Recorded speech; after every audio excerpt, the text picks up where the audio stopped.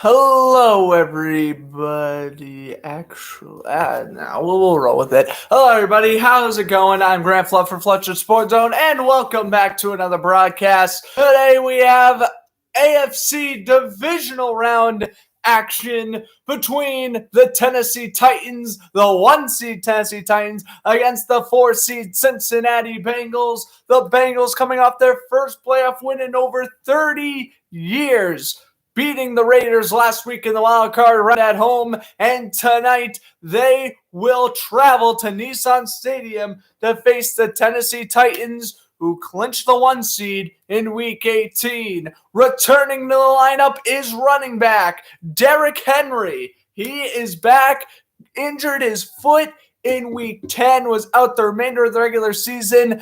Activated off injured reserve on Friday. He is playing today, gutting it out. What a power back. He finished the league 7th in rushing yards despite missing 9 weeks, which is truly incredible. So, hope you guys enjoyed the broadcast. I'll be right back as we are about to get this game underway.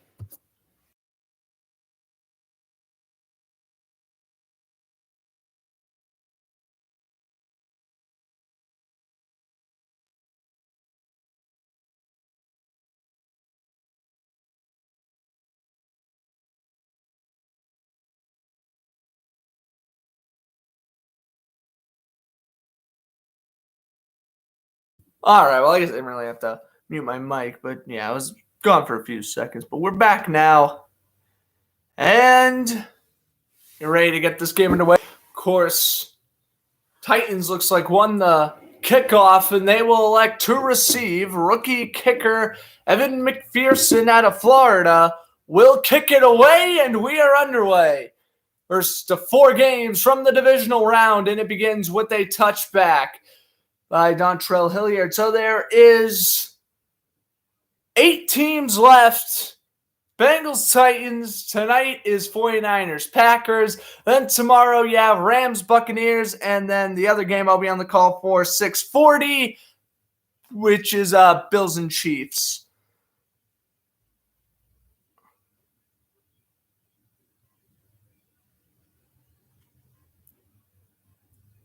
All right.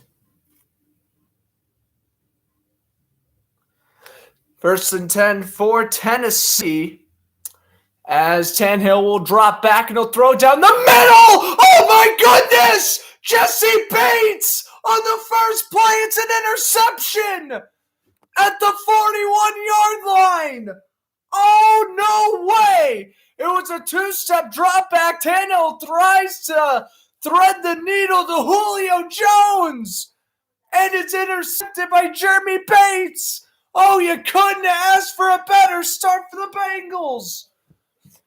My prediction was Bengals win 31-24, and what a start! What a start! Wow. Jeremy Bates comes away with the pick. The Bengals now have it at the 42-yard line. Burrow's first throw avoids a sack. Well, not really. Down he goes at the 45. Oh, my goodness. What a defensive battle we got going. David Autry with the sack, making it second down 15. Well, we'll take a look at Joe Burrow anyway. Last 5 games in the regular and postseason, he has 13 touchdowns to 0 picks, threw 2 touchdowns in the wild card round. 1 to CJ Uzomah and another to Tyler Boyd. It's going to be a loss of 3. Second and 13, ball placed at the 45. They have Mixon in motion, or actually they have Mixon at shotgun. Burrow will take the snap, steps back, palms, throws down the middle of Mixon. Mixon to the bounces off a tackle, and he's still going. And he gets about 20 before he's pushed out of bounds. Number 37 there. Amari Hooker with the tackle, but, I mean, Tennessee, this is a 3-4 yard gain at most. It ends up being 20 and a first for the Bengals. Just a quick little check down by Burrow. I mean, just make the easy completions. That's what you got to do. And the Bengals are off and running after a pick and a 2nd and 13 conversion. Ball placed at the 24. Burrow and shotgun, inside handoff. Mixon's first carry will go for a yard. Joe Mixon, his first ever playoff game, running back drafted out of the 2017 class. We take a look at the Bengals offensive line, which is drastically improved from years past. And obviously the triplet at receiver, Jamar Chase, Tyler Boyd, T. Higgins, C.J. Uzomah caught a touchdown last week against Las Vegas. He is the starting tight end with Drew Sample and Mitchell Wilcox as the tight ends 2 and 3. 2nd down and 9 for Burrow in shotgun formation. Takes a snap, a low snap. Burrow quickly gets it off, looking for Mixon. Incomplete. 3rd and 9. Titans brought the house on that one. We'll take a look at Tennessee's defense now. Jeffrey Simons, All-Pro, along with Danico Autry on that defensive line. Linebacking core pretty good. They brought in Zach Cunningham. They brought in Bud Dupree during the offseason. Kevin Byard, All-Pro, on Christian Fulton and Janoris Jenkins. And Tennessee has had a pretty good secondary considering their first-round pick got injured. Caleb Farley, and he's out for the rest of the year. So Tennessee's secondary is still holding up pretty well. 3rd and 9 for Burrow, and they bring the blitz, and down he goes. Jeffrey Simons off the edge rush. It's 4th down, and now they will attempt the McPherson field goal. Tennessee brought the blitz 3 straight plays, and it worked in favor of the defensive coordinator. Now we have a flag here. And it's delayed game against the Bengals. Wow. So, I didn't even notice it was delayed game. So, since it's delayed game, the Bengals will get another crack at it. It's 3rd and 14. So, no sack. And it's back to 3rd down. Wow, I'll tell you one thing. I think Cincinnati would have preferred that. I'm going to put T. Higgins in motion.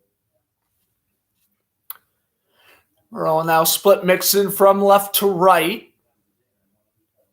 Oh, snap. Burrow throws over the middle. Higgins, and he makes the catch to the 20. 6 yards short of the marker. And, Bengals will get some extra yardage, but alas, it'll still result in a field goal. 4th and 6 for Zach Taylor. And yes, the rookie out of Florida, Evan McPherson, will come out and attempt a field goal. Nailed all his kicks against the Raiders last week. This is a 38-yard attempt here. Kevin Huber, the punter, is the holder.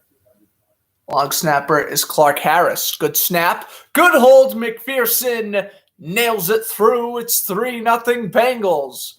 With 12:03 to go in the first quarter, Cincinnati cashes 3 in off the Nhl interception.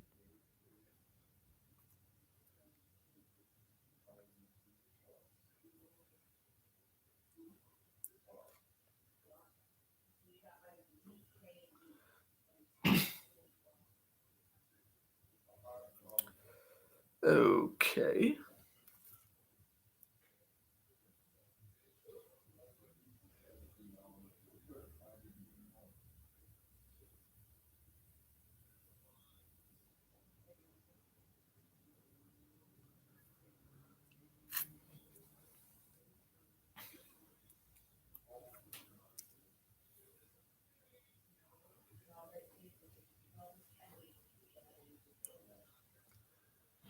All right. Whoa.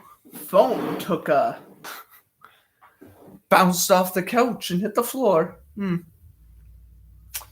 Well, regardless. So Bengals get the field goal off the Jeremy Bates interception. I mean, that is unreal. First throw of the game. I'm trying to see. There's no way that's the first time, like in NFL history, that an interception occurred on the first play of a playoff game. I just don't see how that would be possible. But considering the NFL's been around for what? This is their 102nd year? I don't know. It's definitely happened before. And I just want to look back at the Bates interception.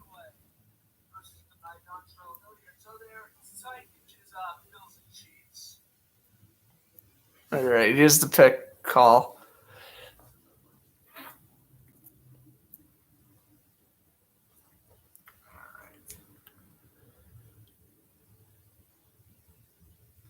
First and 10 for Tennessee. As Nhl will drop back, he'll throw it down the middle. Oh my goodness! That's good.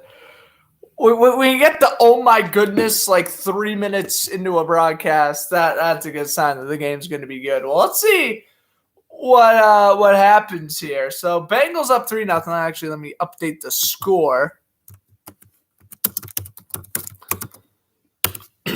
My last 4 broadcasts have been blowouts. So Tennessee, stay in this one. Who has anything's to happen to Ryan Tannehill? Tennessee's backup quarterback is Logan Woodside. So Hilliard standing back in the end zone. McPherson will kick this one off, and this one will land. Touchback. Titans get out to 25. As here comes the second Tennessee offensive play. Well, I don't know how much they're going to use Derrick Henry. Again, I know he's active, but he just got activated off IR this Friday, which, of course, was yesterday. So I really don't think that he's going to be playing much, but we'll see. They got him out there for this first and 10. They got Kickoff, Swam in motion. And he'll under center. And off goes Derrick Henry up the middle, and he will get a gain of 2. First carry since week 10 right there. Tennessee beat the Colts in overtime that week, but Derrick Henry played through the leg injury that ultimately developed into a pectoral tear, and he had to miss the last weeks of the regular season. He would have even been inactive for the wild card game if Tennessee dropped to the 2 seed. It put Swam in motion. 2nd and 8. Under center, Tannehill. Handoff goes to the right. Henry is gobbled up there. What a tackle. And it's 3rd down coming up. DJ Reader, former Texan, with the tackle, making it 3rd down and 9 for Tennessee. As take a look at the Titans offense. Left tackle Taylor Lewan, veteran. A.J. Brown, Julio Jones, Nick Westbrook, Akeem will be the wide receiver 3 for Tennessee. They also have Chester Rogers and Racy McMath and Des Fitzpatrick. Very young wide receiver core, disregarding Julio Jones. Tannehill on 3rd and 9. Immediate pressure, and down he goes. He is sacked. That is Von Bell, the strong safety, off the safety blitz. 4 plays for Tennessee, 2 runs for a yard, an interception, and a sack. Almost getting corner sack was Mike Hilton.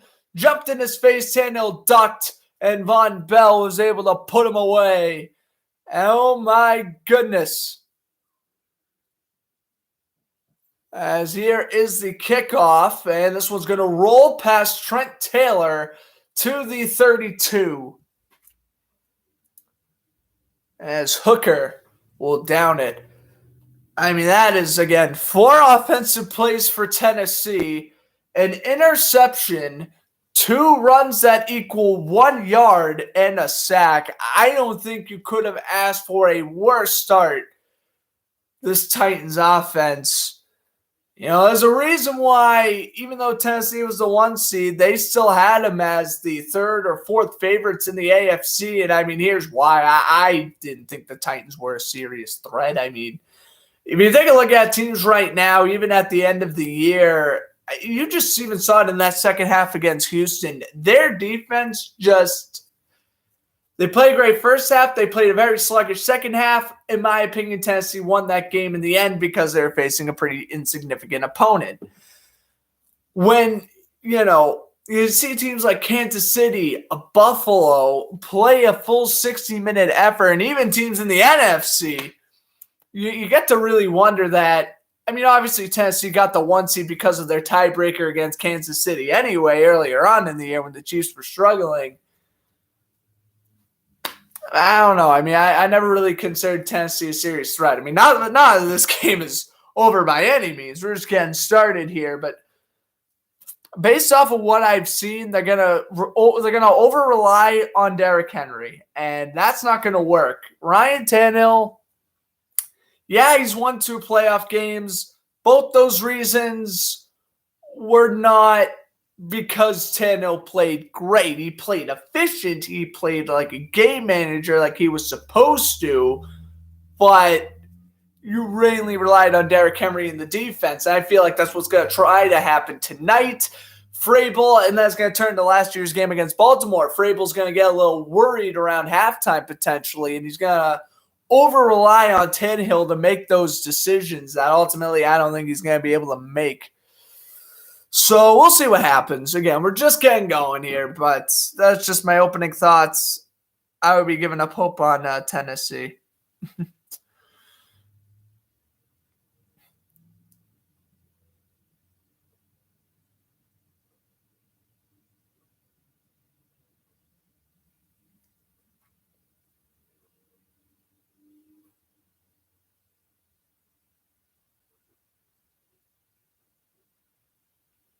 All right, well, 1st and 10 at the 31 for the Bengals.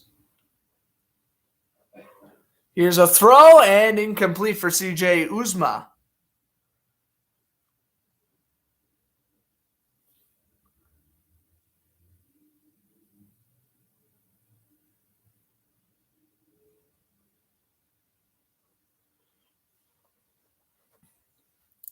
All right. What's up, TJ? Thanks for stopping by. NFL. Oh, did they copyright your Nickelodeon video? That sucks. I unfortunately didn't have time to watch it. Oh, man.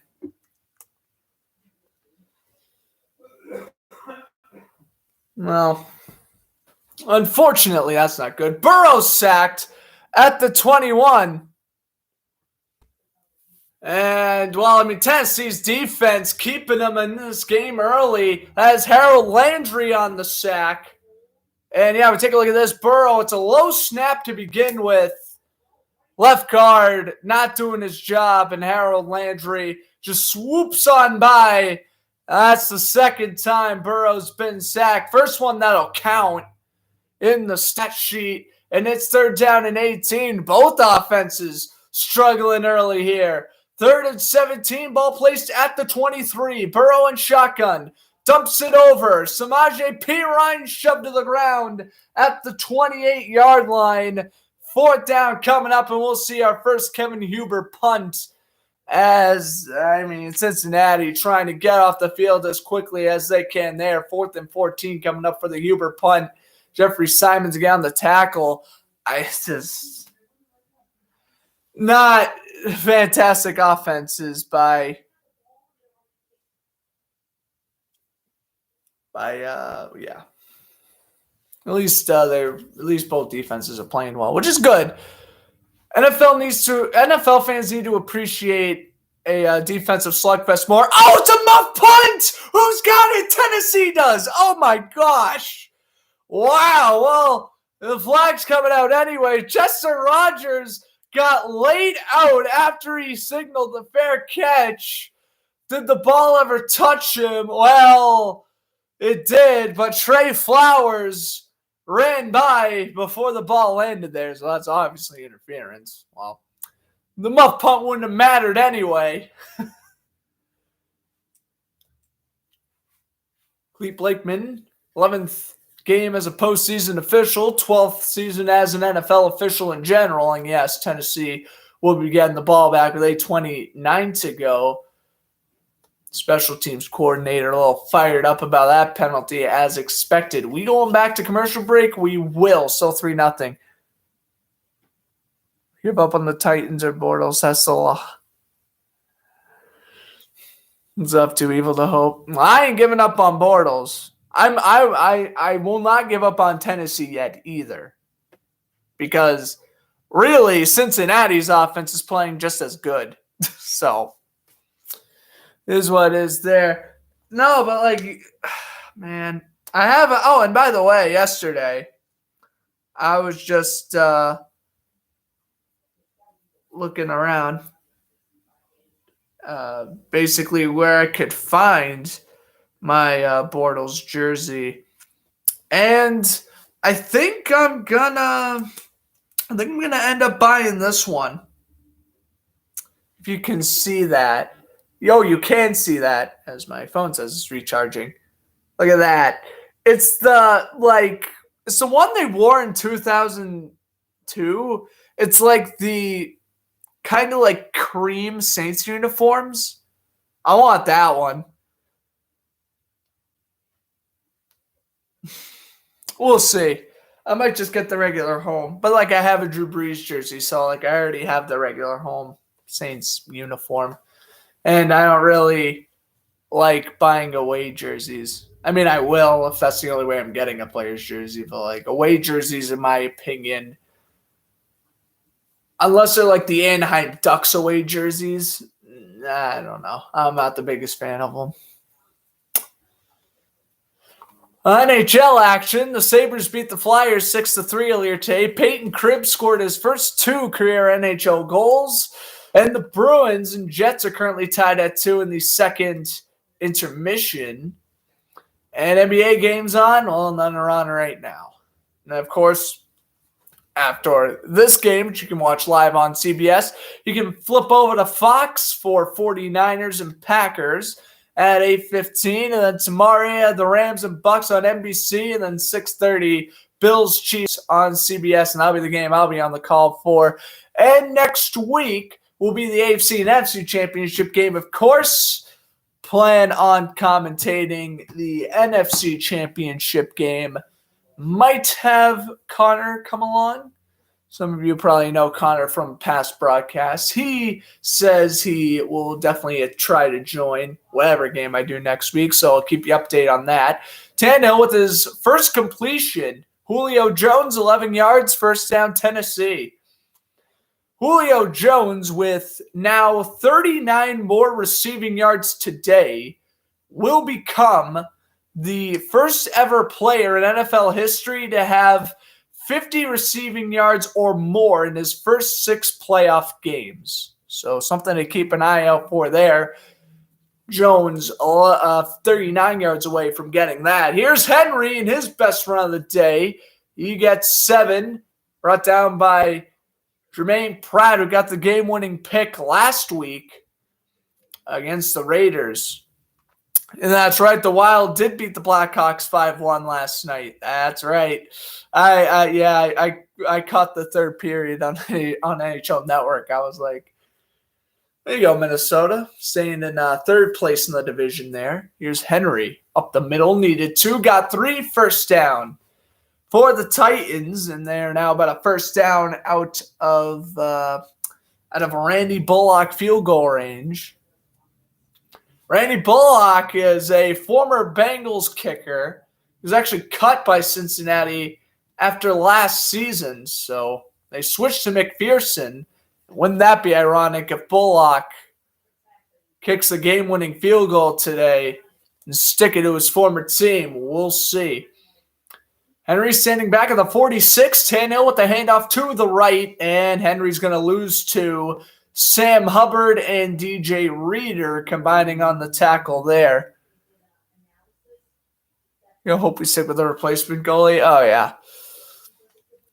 Wild are a good team this year. They're definitely going to make the playoffs, barring a second half of the season collapse there. So, I don't know. I hope them. I wish them the best of luck. I have nothing against Minnesota. I think Kirill Kaprizov's one of the most entertaining players in the league right now. They have a great defense. They should go far. Titans substituted in the veteran Deontay Foreman. They play fake. Tannehill, under duress, dumps it over to the fullback who drops it. Oh, my goodness. A wide open first down for Blazing Game, and he dropped it. Oh my gosh.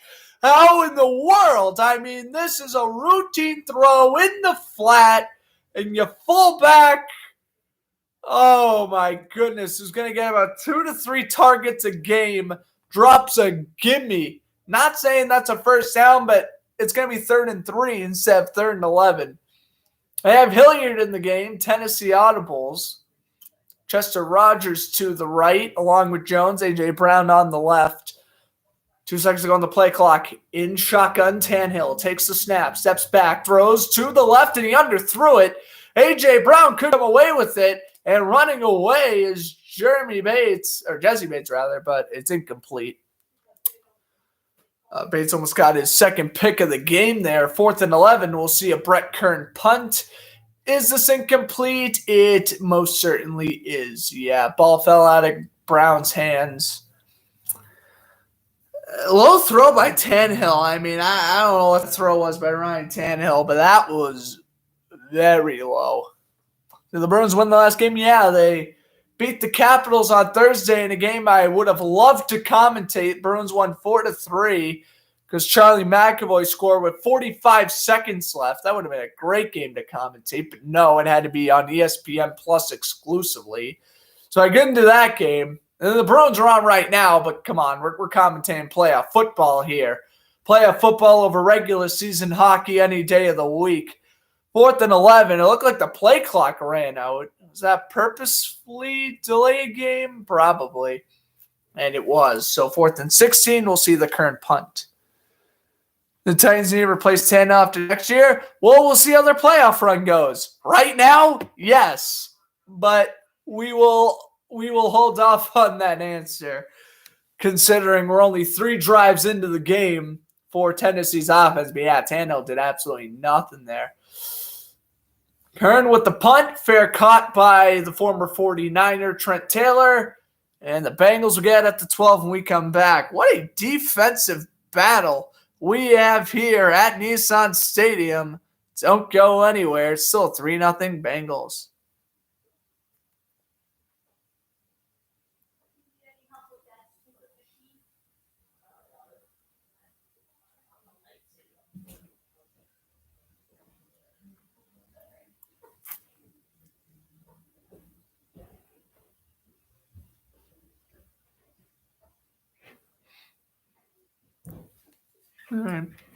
Mac Jones was at the nice. Mac Jones was at the Bruins Capitals game. That's cool with David Andrews and Hunter Henry. Nice. What's up, Jeffrey? Thanks for stopping by. That's cool. Maybe Adrian's got nothing else better to do until the preseason comes around or training camp or whatever. Patriots got to go figure out a secondary so they can compete with Josh Allen next year. It's early 3rd period in the Bruins-Jets game. I guess I'll just give you guys updates on that. It looks like the Bruins have a delayed penalty here. I will be going to the Bruins-Ducks game on Monday, so yeah, I don't think I'm going to... I was thinking about recording a blog. I don't think I'm going to, though. I think I'm just going to go to the game and enjoy myself and have some fun. I don't think I'm going to be doing a vlog. I might, but I doubt it. We'll see. But yeah, Bruins, Ducks, that'll be fun. And I guess I get to recap my experience whenever we have Power Skate next. So we'll see what happens. So you can at least stream the game from your seat. I was thinking about that, actually, but I don't know. If a security guard catches me, though, they're probably going to throw me out of the arena, and I would kind of want to go to a Bruins game sometime in the future, so I got to save up for a playoff ticket or something. I was ready. $250 I had ready to go. I was so ready to go to Bruins Blues Game 7 in 2019. Oh, thank the hockey gods I did not, because I would have just been crying in my seat. I'd be like, no, would have not been a fun experience. Okay, but here's a first and 10 for the Bengals. We get a commercial break, and Joe Mixon will get nothing. He's stuffed at the line of scrimmage. It'll be 2nd and 10 coming up. That was a pretty good tackle by Harold Landry. He got the sack that ended the last Bengal drive. 2nd and 9 coming up at the 13, or at the 13. Burrow in an empty backfield. They have Mixon and Higgins split up to the left, Chase to the right. No Tyler Boyd out here. Taking the snap, and they dump it over. Jamar Chase, his first catch. Chase with running room to the 40, to the 50. Boyd gets a block, a hurdle, and down at the 29. A catch and run. Incredible play by Jamar Chase. That went for, I want to say, 50-plus yards roughly. Let's see. 30, 40, 50. Yeah, it went for closer to 60 yards. Wow. Screen pass works to perfection.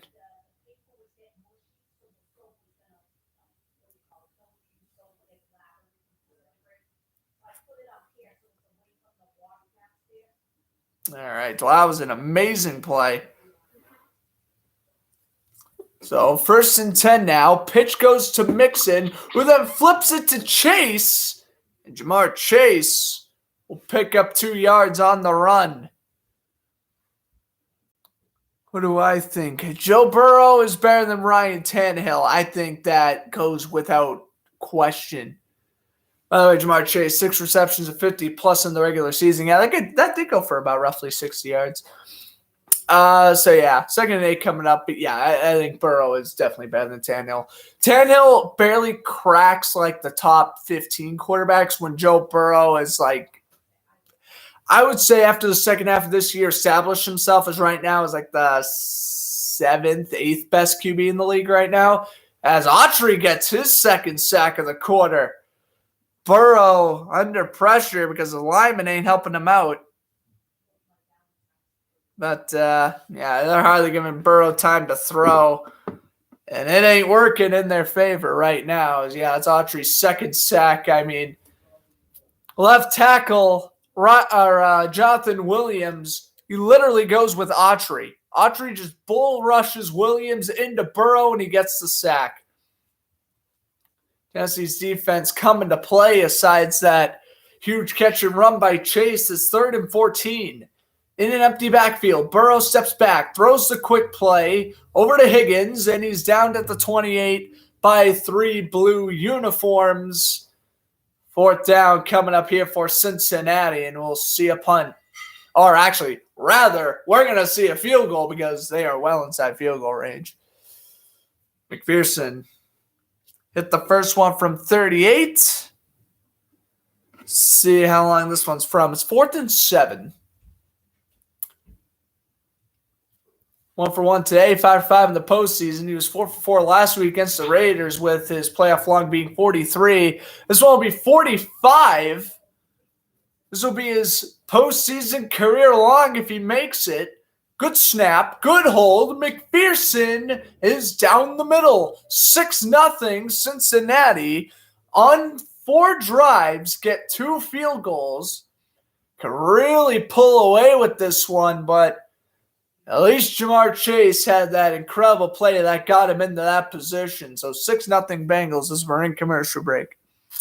Should have done a fake field goal. If this is in the regular season, yes. Maybe later in the game they would go for it on a 4th and 7. Well, they probably would have went for it if it was like a 4th and 2. I don't really know. Zach Taylor is not an aggressive coach. He's going to take the points like 39 times out of 40. He's going to take the points. So it is what is there. I mean, like, do you want to do a fake field goal? Sure. If you get the first down, great. If you don't, oh no, we just gave the Titans the ball at the 45-yard line.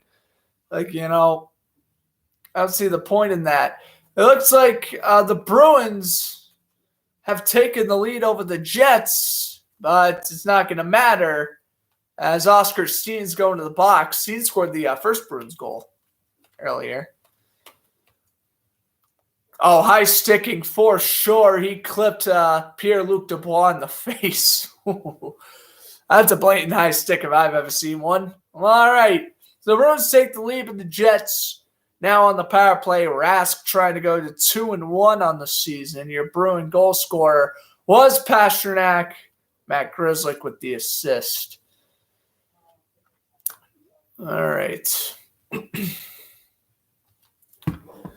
Just got to just play both football and hockey. Yeah.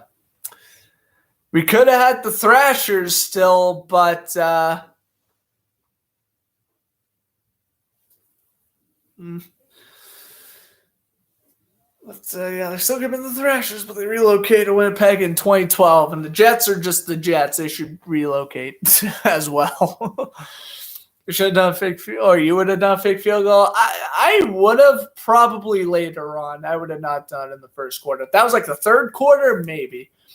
1st and 10, Nhl will hand it off to Foreman, and he will get a yard. Deontay Foreman has been in the league since 2017, and he's already been on 3 of the 4 AFC South teams. He was drafted by Houston in 2017, got released after the 2018 season because he was consistently injured, was on the Colts practice squad in 2019, and now has been a member of the Titans. Last year, they released him, but they signed him back midway through the year, actually after the Derrick Henry injury, and he has turned into a solid RB2. Nhl throws to Jones. Jones to the 40, and that's another first down. It was a very risky throw, but Nhl fit in there. And again, Julio Jones in his Tennessee playoff debut. Nice catch there. As Trey Hendrickson almost knocked it down. Julio Jones got his first ever touchdown in a Titan uniform week 18 against Houston. Ended up being the game-winning touchdown because, again, Davis Mills to Danny Amendola there in that second half in week 18. That's something I would have been worried about if I was a Titan fan. Nhl goes deep, and he overthrows A.J. Brown. Oh, no way. He had A.J. Brown in stride. Nhl off a great play-action throw. Overthrows his intended target. Oh, my goodness. He wanted to hit that one.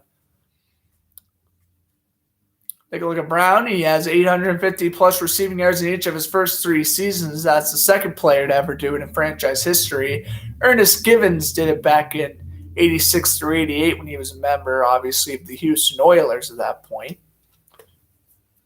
Second attempt at 40, they fake it to Foreman, throw the screen to Chester Rogers, and is absolutely blown up by Logan Wilson at the 43. What a fantastic hit by the outside linebacker, just laying out, absolutely laying out Chester Rogers there, and it's 3rd and 7. Texans are such an insane franchise. I know they thought it was a good idea to trade DeAndre Hopkins and cut J.J. Watt. The Texans literally gave the Cardinals their best offensive player and like their second best defensive player. 3rd and 7. They could take it to the – oh, no, they do have to snap it before the quarter ends. Nhl under duress, avoids a sack, rolls it to the right. Time's up. Tannehill's going to run, and he's laid out at the 47-yard line. Wow. Henderson was one of the 2 Bengals who made the hit, and we are at the end of the first quarter. Cincinnati's defense is on fire with a pick, a couple of sacks, and a whole lot of tackles for loss. 4th and 3 coming up, and I'd imagine we'll see a Brett Kern punt. Oh, my gosh. Wow. Well. Cincinnati's defense coming out to play. Cincinnati's defense did play great against Las Vegas last week, too. So, yeah. Yeah, I heard Bill O'Brien was a finalist for the Jaguars head coaching job, too. Here's my thing with Bill O'Brien. He's not the coach I want, because obviously I've expressed to you before that I would mainly want either Brian DeBoer or Byron Leftwich, but I'll tell you this, and I'll give Bill O'Brien credit where credit is due, all right? He's not a good coach, but I'll tell you this. He did lead the Texans to the playoffs in 2014, or no, not 2014, 2015, 2016 with Brock Osweiler and Brian Hoyer as his quarterbacks, and in 2019 where, okay, Houston was actually decent in 2019. But here's my thing. He can do stuff with mediocre teams. In the AFC South, it's really not the toughest division in football. I mean, the Texans are going to be awful. Bill O'Brien can probably manage a game against the Texans because obviously he's coached there for a few years. He'll probably know the coordinators still and whatnot.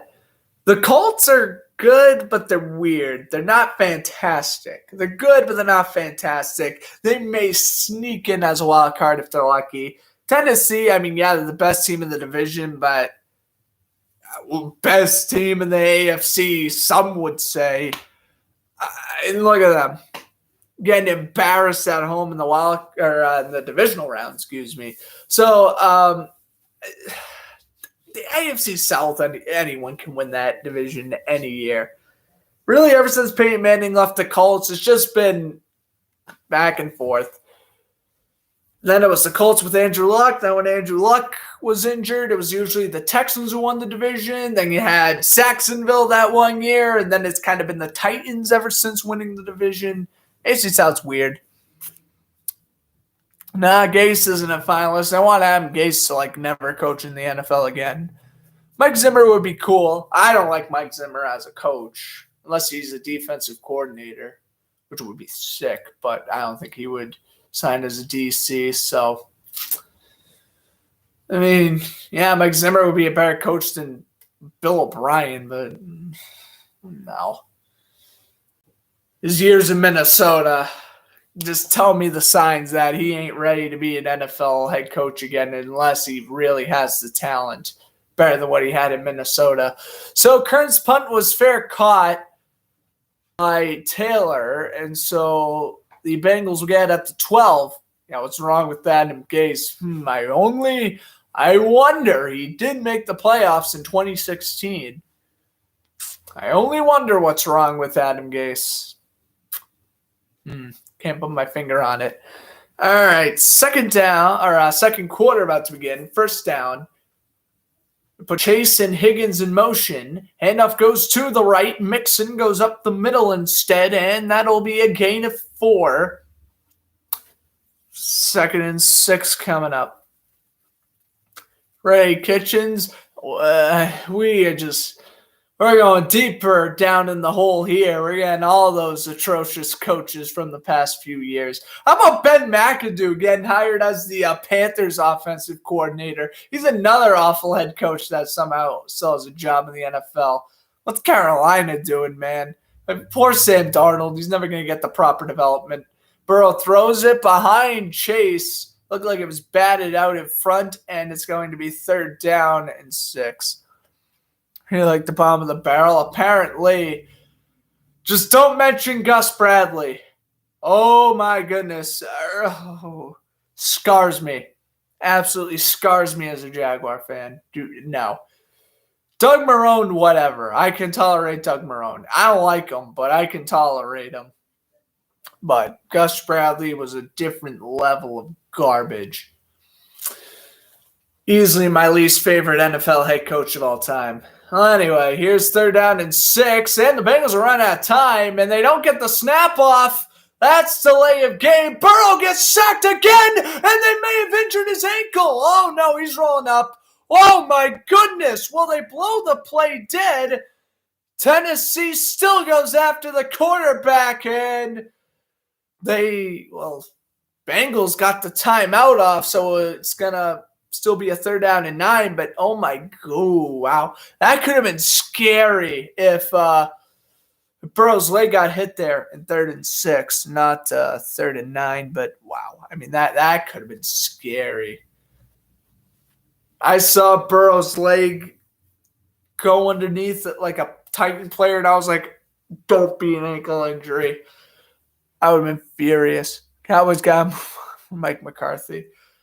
I mean, yeah, I would rather have Mike McCarthy than like Freddie Kitchens, but like Mike McCarthy is still an awful head coach. Oh, and speaking of the Packers, we got a girl wearing an Aaron Rodgers jersey in the crowd for whatever reason. 3rd down and 6.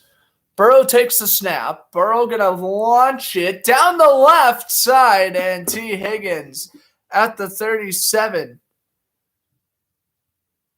And that's a first down for the Bengals.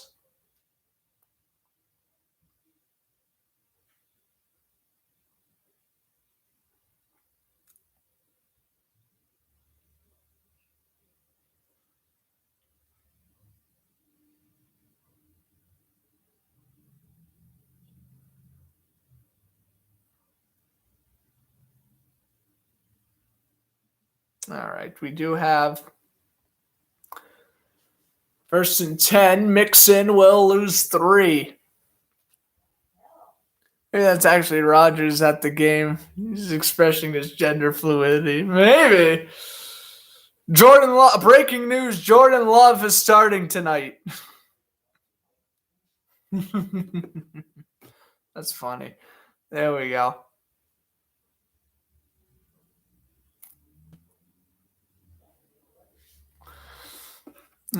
Input the last 3 points. I did not. I will do that now.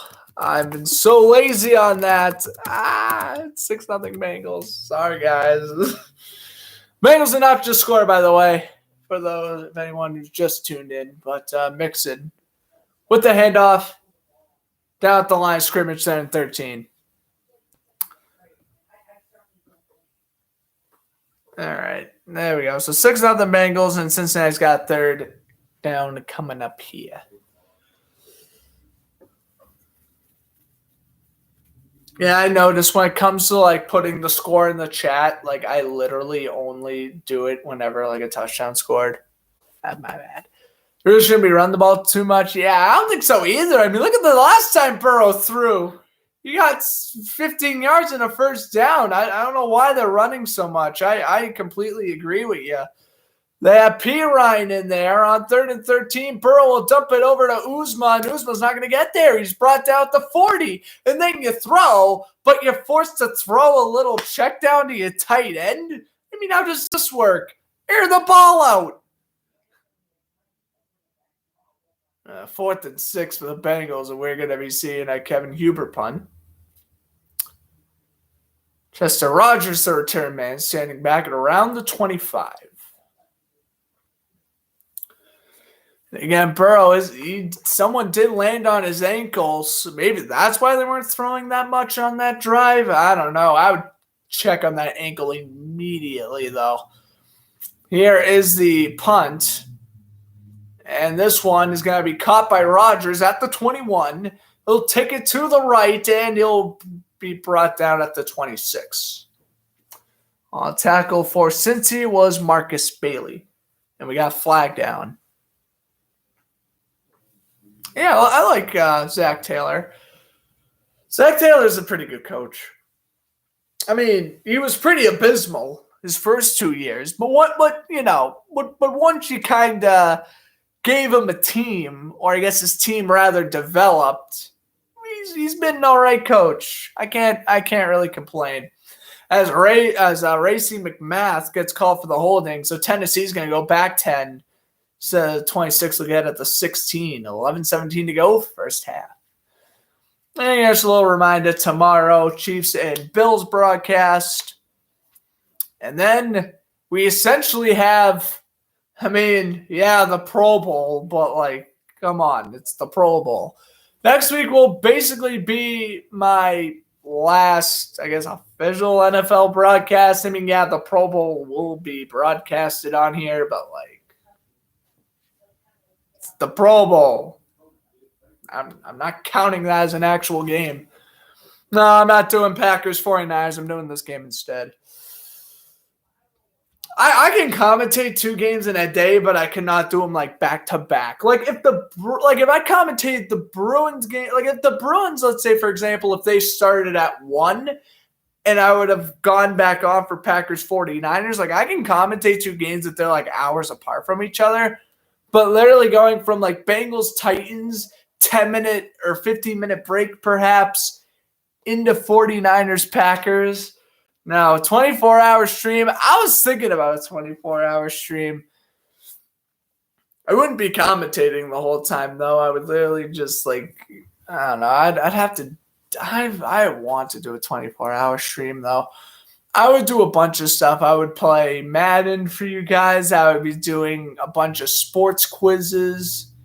I would just be doing a bunch of random stuff. I'd probably call a pizza parlor or something, order a slice of pizza and be like, yo, take that extra cheese with bacon and sausage. Or something like that. Bring on guests, exactly. I would have a couple of my friends over. I would definitely invite some people on the stream.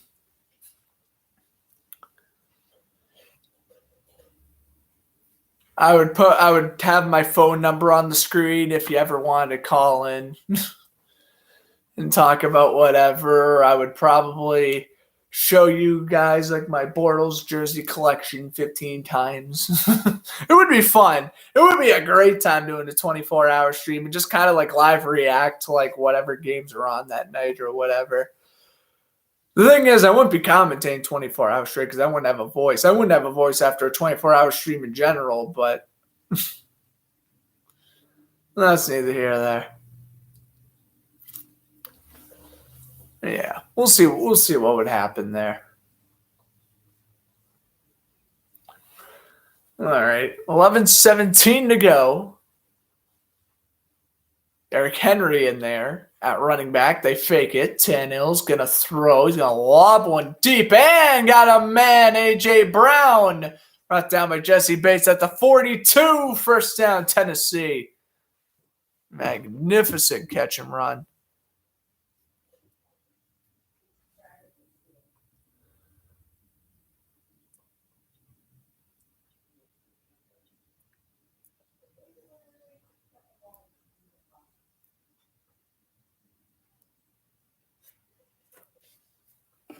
All right. Tannehill got hit after he threw, but that would be a first down for the Titans. A big pickup there. Henry up the middle to the 39. When Henry holding that ankle before he's helped up, and Tannehill's also limping.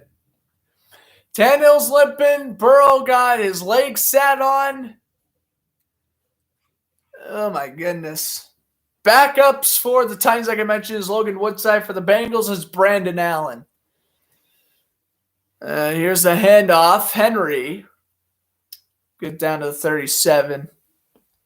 Yeah, Tannehill was limping after that throw. And it's third down coming up here.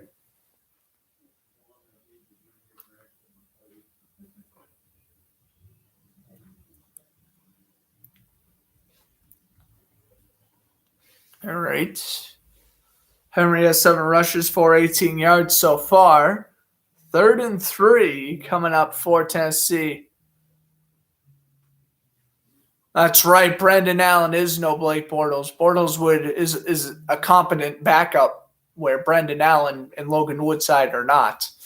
Here's Tannehill dumping it over to Hilliard, and they got it. Needed 3, got 4. First down. And it will now be 9 minutes to go in the second quarter. Offense is picking up this heat a little bit. At the huge completion to Brown, you pound it with Henry, you throw to your receiving back on 3rd and short. It works. Tannehill goes under center. 1st and 10. All placed at the 33. The backup even started. Brandon Allen actually played the Week 18 game for the Bengals because they wanted to rest Joe Burrow. Here's a handoff. Henry bouncing off tacklers, and he will get 4, maybe 5, brought down by Wilson. And, Brandon Allen's been in the league for a few years. Logan Woodside, he was on the Titans last year, but he has yet to start an NFL game. He was the quarterback in the AAF for the San Antonio Commanders back in 2019. So I guess that's something. They would both get their first ever playoff snaps in today if they were to play, though. Fake it to Henry. Nhl, as a receiver fell. Oh, he completes the pass. Julio Jones to the 14 in Tennessee. Doing well. Let's take a look here again. The replay. Nice play action. Jones cuts up the middle. Really back off coverage by Eli Apple. I mean, why do you have Eli Apple on Julio Jones anyway? I have no idea. Titans fifth in the NFL this season in red zone touchdown percentage with 63.9. Nhl, they fake it. Brown makes a juke. Brown will step out of bounds after a gain of 8. Henry not performing like normal? No, he ain't. And again, players are going to fight through injuries in the playoffs. If this was a regular season game, I would definitely say sit Henry. But it's the playoffs, and if he's cleared to play, he's going to end up playing. That's the moral of the story there. 2nd and 2, ball placed now at the 6. They flip Brown to the left. Handoff goes Henry up the middle, and Henry will rip off a couple of tackles. Needed 2, got 3. First down to the 4. 1st and goal to go, and this will be interesting. I'm thinking way ahead of myself here, but this will be very interesting if Tennessee does not get in on the first 3 tries. Do they go for it on 4th down or not? And by the way, is it really cold there? It is 36, feels like 32. And as this game progresses, it'll go down to 31 and 30 degrees. At around the end of the game, we'll be well inside the 20s. Derrick Henry will run it in for the touchdown. And Tennessee can take the lead with the extra point. 9 plays, 84 yards. And it was a Derrick Henry direct snap. I was too busy looking at the Tennessee weather. It was a direct snap to Henry, bounces out to the right, and goes in for the touchdown. And 9 plays, 84 yards, 5:10 off the clock. Extra point. Randy Bullock to give Tennessee the lead. Good snap, good hold, and the kick is good, and the referee is waving it off. Flag was down. I was about to say, I'm like, Cincinnati did not try to block that kick, so I would have been very surprised if that counted.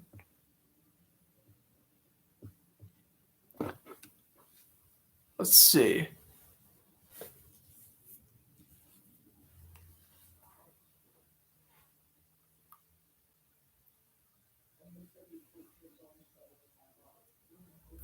I don't know why. It looks like now Vrabel's communicating with the official. I don't really know why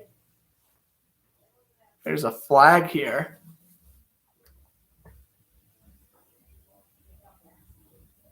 Yeah, penalty against the Bengals.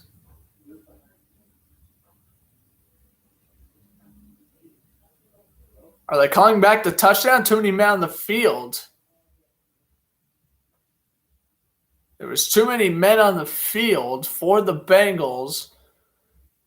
Are they going to go for 2? Oh, this is interesting. Well, welcome to Coaching with Mike Vrabel. They have declined the 2, or they've declined the extra point, and now they're going to go for the 2-point conversion. Wow. What a play call. Again, they're at the 1. Will Tennessee take the lead, or will we be tied? Handoff goes. Henry! He's short! He's short! Oh my goodness! Tennessee gives up the lead! Are you kidding? And that's Coaching with Mike Vrabel. Wow! What a stop! A tremendous tackle by Clay Johnston! And it's tied! Why would you go for 2? I don't understand. Take the lead. Oh, that's I can hear the Jaguar official Gator 9 soundtrack right now. Welcome to Dumb Decisions. Yes, indeed, buddy. I cannot wait to be seeing that video tomorrow if the Titans lose. Which, by the way, go subscribe to them. Fantastic NFL history YouTuber. Official Jaguar Gator 9. All right, and I've just gotten word that the Bruins beat the Jets 3-2. So after the Bruins got absolutely murked by Carolina on Tuesday, they beat Washington, they beat Winnipeg, and they better beat Anaheim or else I'm going to be pissed.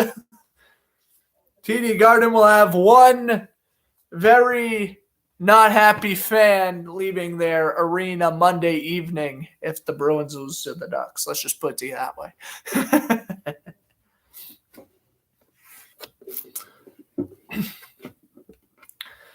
I mean, but real talk, what was that? What was that?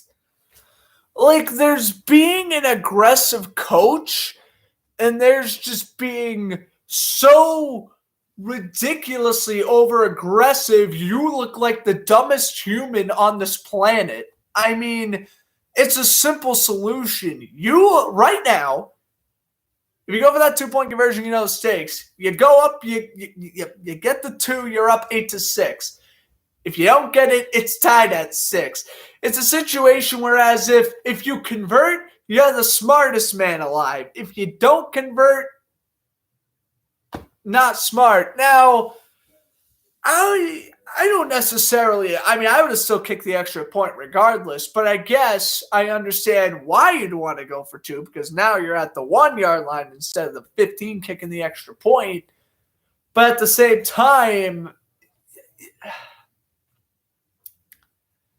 I mean, in my opinion, it felt very, I'm like still in shock by that. That's why I'm trying to figure out what to say. It was a regular handoff, Derrick Henry up the middle, where Cincinnati's going to read that all day. Come on. You really don't think Cincinnati was going to snuff that out? Yeah. It was poor execution. It absolutely was. I mean, if anything, like play action to the tight end or whatever. There's 2 different sports books I've seen advertised so far. I don't even pay attention to the advertisements, honestly. I know the Bruin advertisements, though. I'll watch enough of that. Here's a touchback. So Cincinnati will get at the 25. Is this Cincinnati's first time starting at the 25? I feel like it is. I literally feel like it is. Time for you to put in a bet? I'm 17, bro. I can't be betting for another few years. I would accept the... how's this? I'll make a little quick betting tip for you.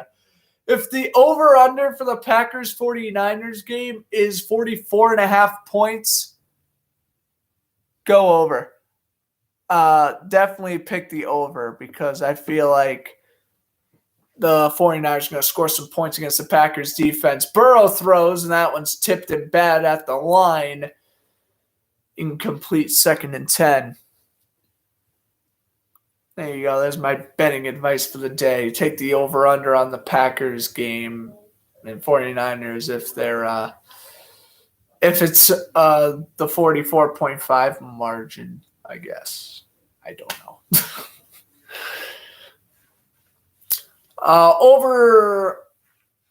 Over on the Aaron Rodgers throwing yards. Whatever it is, take the over.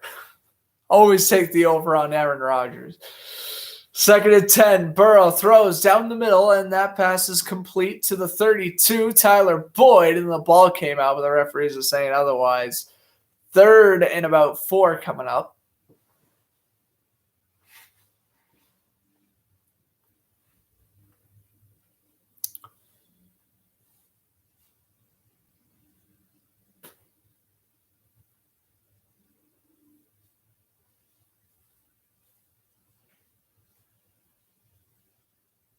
Burrow will get out of the huddle here on 3rd down and 4. And he goes 1 for 5 on 3rd downs. Tennessee is 1 for 4. And Burrow will call timeout as the play clock was expiring. So Cincinnati's down to one timeout. Titans still got all three.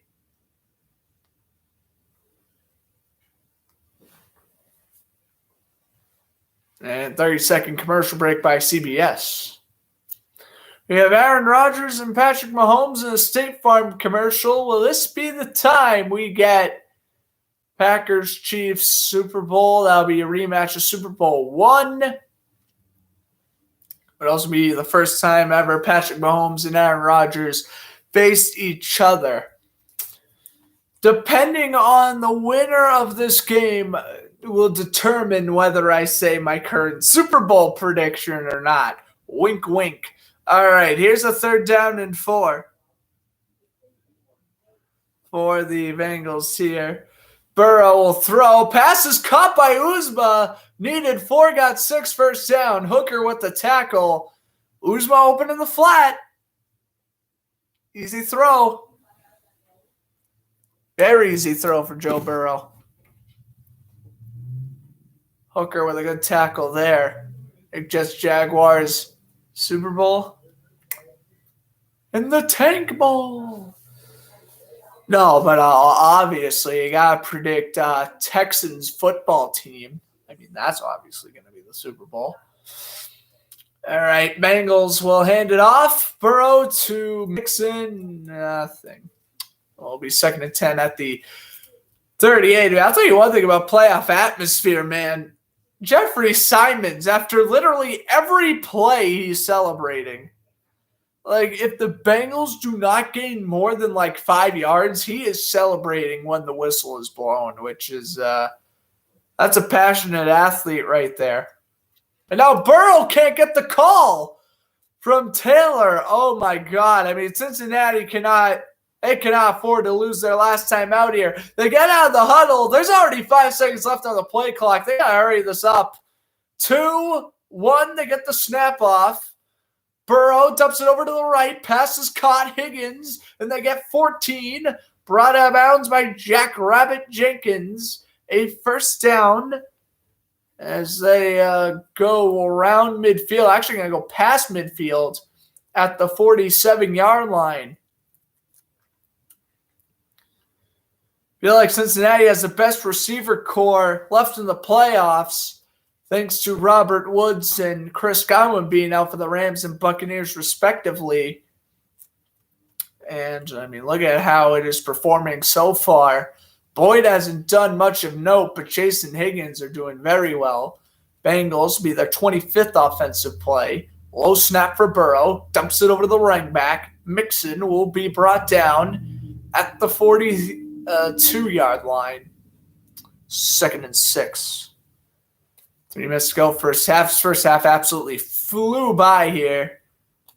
Nearing the 2-minute warning, nearing halftime. This game could be over before you know it.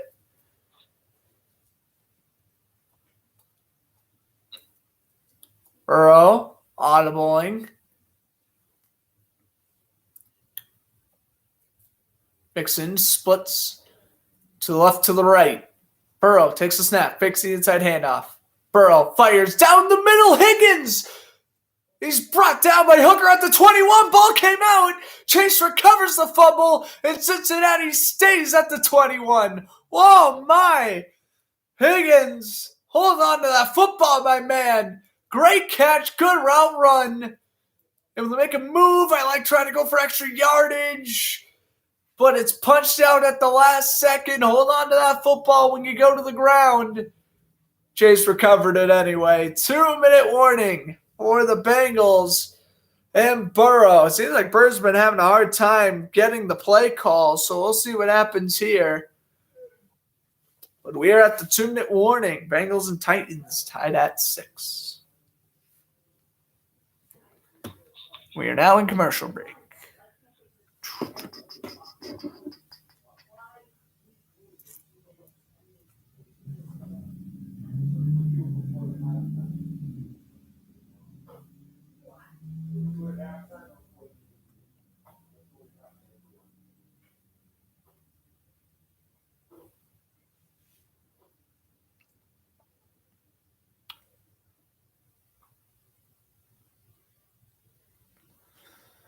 All right.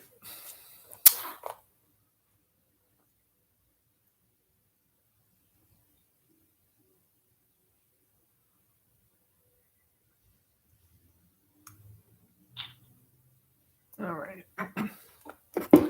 So 2-minute warning. We'll look over the rest of the stuff here for the sports league. So Bruins win 3-2.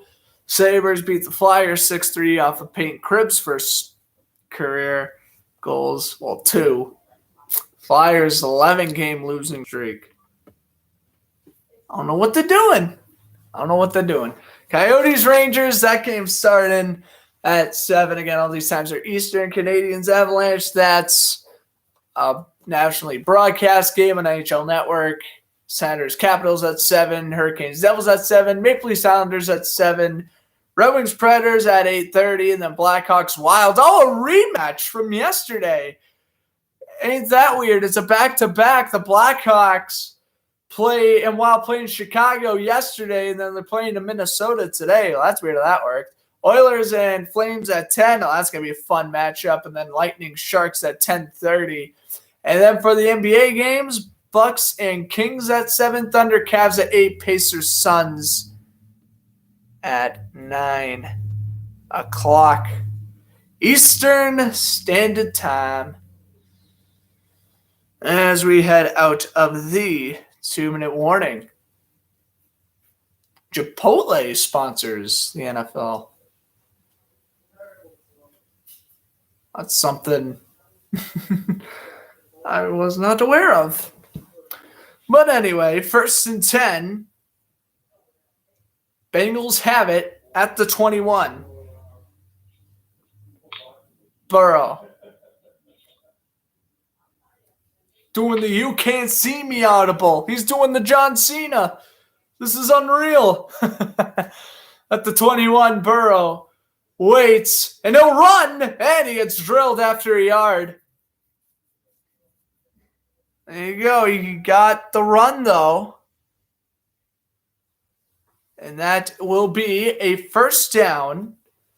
And now a timeout is called by, or rather a timeout called by Tennessee. And now Burrow, look at the grass off of Burrow's helmet.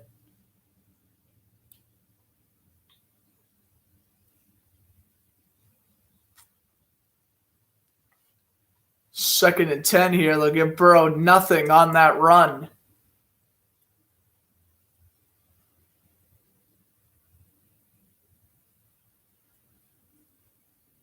Burrow, 2nd and 10. They put Uzma in at the fullback position. Mixing the running back. They fake it to Mixon. They throw to Uzma, who had to make an incredible adjustment. And timeout Tennessee. That was a dangerous throw from Burrow. That one was a bit dangerous, to say the least.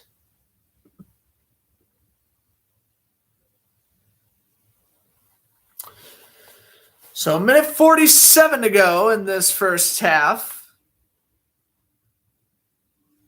And still 6-6, but the Bengals trying to take the lead. Cincinnati has scored 2 field goals. Tennessee scored a Derrick Henry touchdown, but failed a 2-point conversion attempt to take the lead.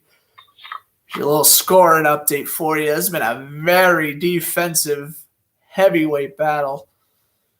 They're going to put Chase Moore to the left, and I think we're going to get a false start on the Bengals. Making it 3rd and 14 if it is against Cincy. And it is false start. Bengals could be playing better right now. They're going to call on the right tackle, Isaiah Prince. Oh, yes, clearly moved. No arguments there. Harold Landry fired up, knowing that penalty is going against Cincy. 3rd and 14, ball placed at the 24.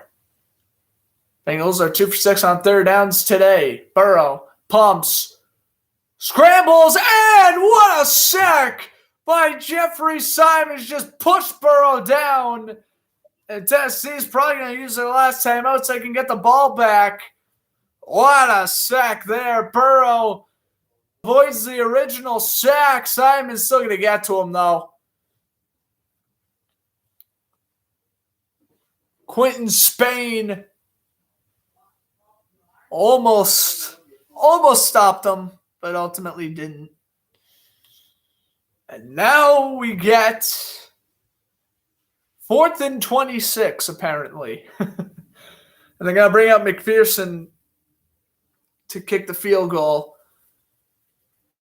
He's made his last 9 field goals from 50-plus yards. That's most in the NFL.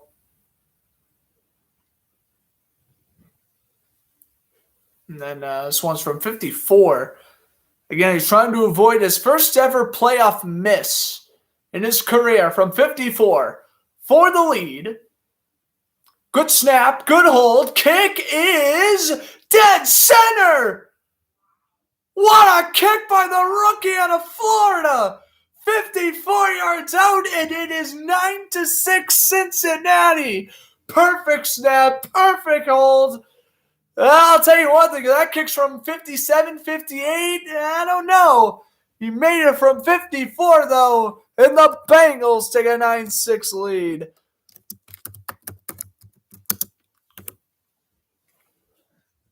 Let's get dangerous, Joe Burrow and a dark winged duck. Yeah, I mean, well, Burrow, he's playing dangerous by taking all these sacks. That's how he's playing dangerous.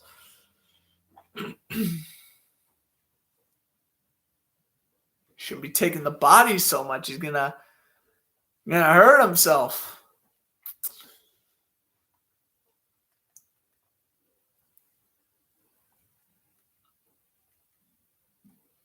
Also, just a little. This happened today in sports history. Kobe Bryant dropped 81 points against the Toronto Raptors back in 2006. For your for your NBA history buffs out there, there you go. Today's the 10, 14, 16th anniversary. Right? I think so.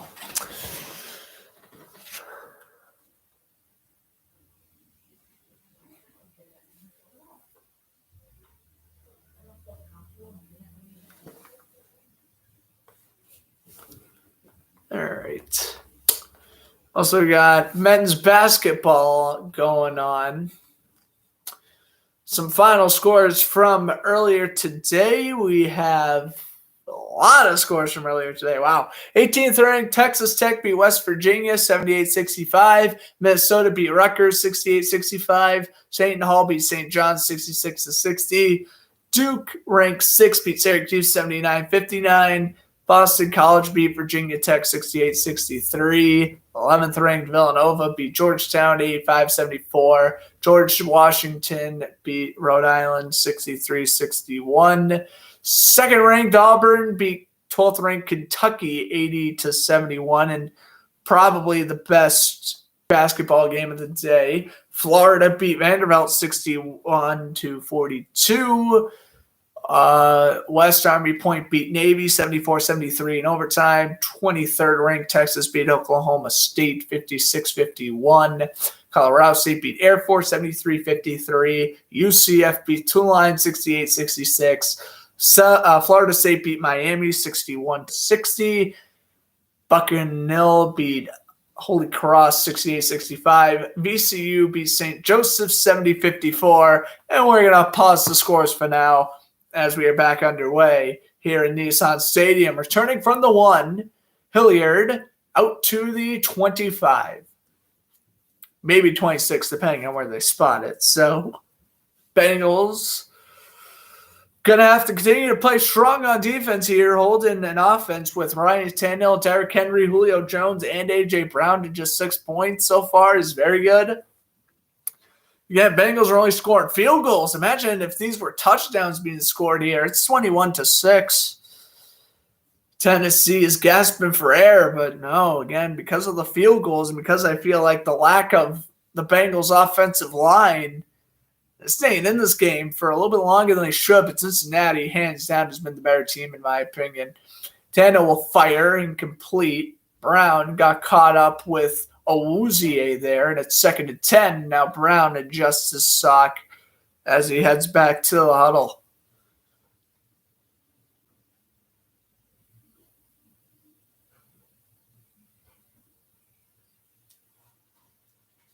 Cincinnati's been sacked 5 times, lost 29 yards. Tennessee only has Bengals only have 1 sack for 7 yards loss. 2nd and 10 for the Titans. Nhl in shotgun with Hilliard at running back. Nhl pumps, go run, throw on the run, incomplete.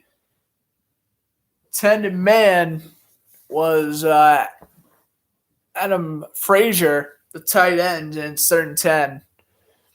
Time to get rid of Henry. Just cut Derrick Henry after today.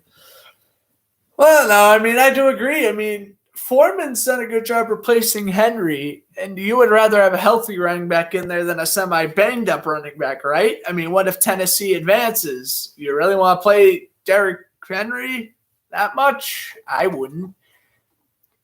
You have to win now, but you also have to think in the future if you do advance past today. Here's Tannehill. 3rd and 10. He's going to avoid another sack. He's going to run, and he's going to be brought down 2 yards shy of the marker. Tackled by DJ Reader in Cincinnati, but one last timeout will use it. And they're going to try to get the ball back here as it's 4th and 1. I do think this will be a punt. There's absolutely no way Tennessee goes for it, and they will not. And Cincinnati will try to increase their lead as they have about a minute to go. Both teams are out of timeouts. So basically, spikes, out of bounds, injuries, or penalties is how we can get stoppages for the remainder of this first half. Cincinnati 156 to 130 in the total yard category. Trent Taylor standing back at the 20, ready to return this punt. Brett Kern out to boot away.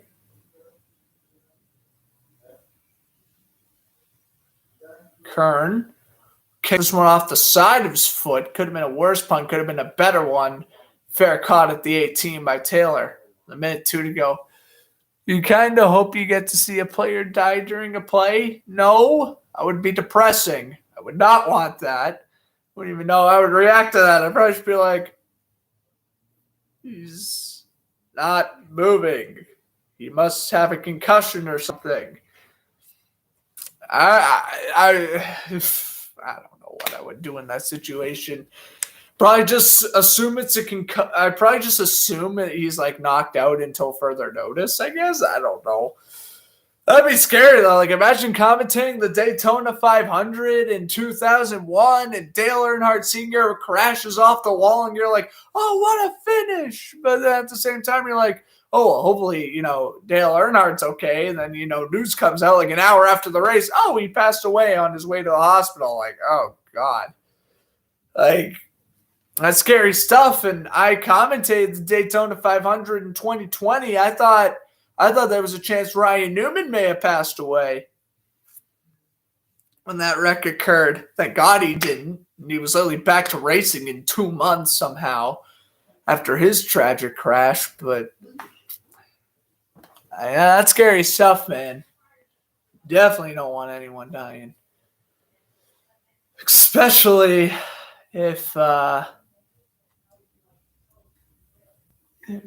it's just awful stuff to think about, man.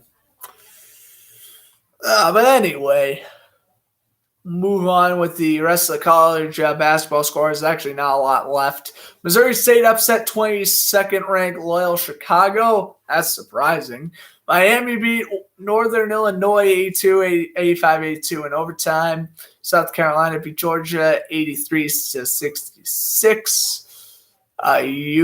USU beat Charleston Southern 70-57, and then North Carolina State beat Virginia 77-63. And again, these are men college basketball We'll go over the scores that I guess are going on right now. 15th ranked Iowa State's about to lose to TCU 57-39. Notre Dame about to wrap it up against Louisville 82-70. Mississippi State beating Ole Miss 71-55. Iowa beating Penn State 43-38. Richmond beating La Salle 45-38. And then DePaul and Creighton has a 15-13 lead in that one. And then we got some other games that are starting relatively shortly. And then some other games that are starting up until 11 o'clock Eastern time. Burrow dumps over to Mixon. And Mixon will get out of bounds. It's a 27. I like this. This is what you got to do for your Cincinnati. You got to go for the field goal. I mean, go for the touchdown if you can, but you got to go for the field goal here. You want to get those points. Get up by 6. And see what happens here. But ball placed at the 23-yard line. Burrow will throw, and it goes over the corner, and this is going to be close and complete. It looked like T. Higgins may have had possession, but he dropped it once the ball went out of bounds, so that's going to be incomplete. Higgins, he got the both feet down. He had the possession. Did he make a football move? He did. Janoris Jenkins popped it out, though. It's 3rd and 6.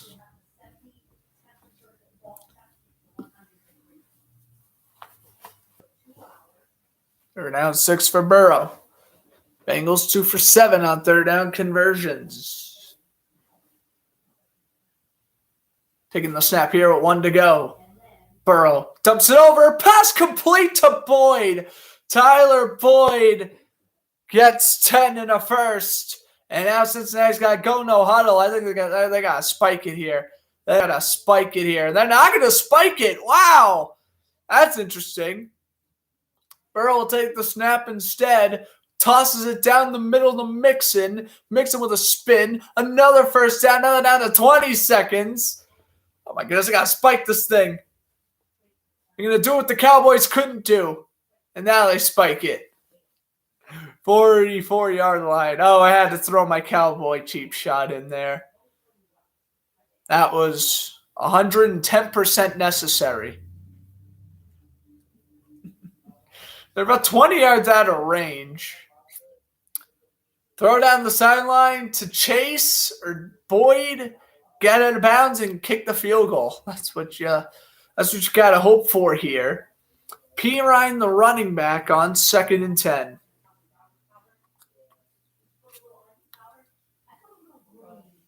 Don't blame the rest of the Cowboys' loss. Most certainly not. I blame Mike McCarthy. Here's Burrow. Stepping up. Oh, is he going for the Hail Mary? Burrow will throw it out of bounds. Pass is complete by Jeremy Bates on the sidelines. Jesse Bates. I don't know why I keep on calling him Jeremy. Jesse Bates caught it sitting on the bench. And now it's 3rd down 10. Well, you had a chance at a field goal, but now that's probably out of question unless you get pass interference. So now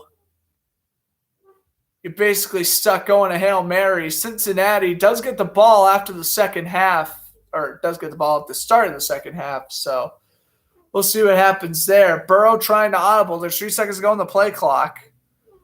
Burrow will take the snap. He'll gun it down the middle. And look at the running room here. And he's brought down at the 24. Uzma made the catch. No penalties, so they will not be able to get a field goal off. 9-6. Cincinnati leads at the half. All right. So 9-6 there. Let's see what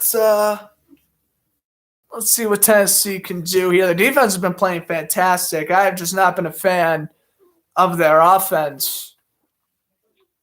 It's definitely not performing well in this first half. Let's see what happens as this game continues. Missed opportunities for the Bengals? Absolutely. Now, I mean, the Bengals could be up 21-6 right now. If all those touchdowns count, I mean, if you convert all those field goals into touchdowns, it's 21-6, and we're talking about a brand new game right here. But here's what is there. Cincinnati's still in front.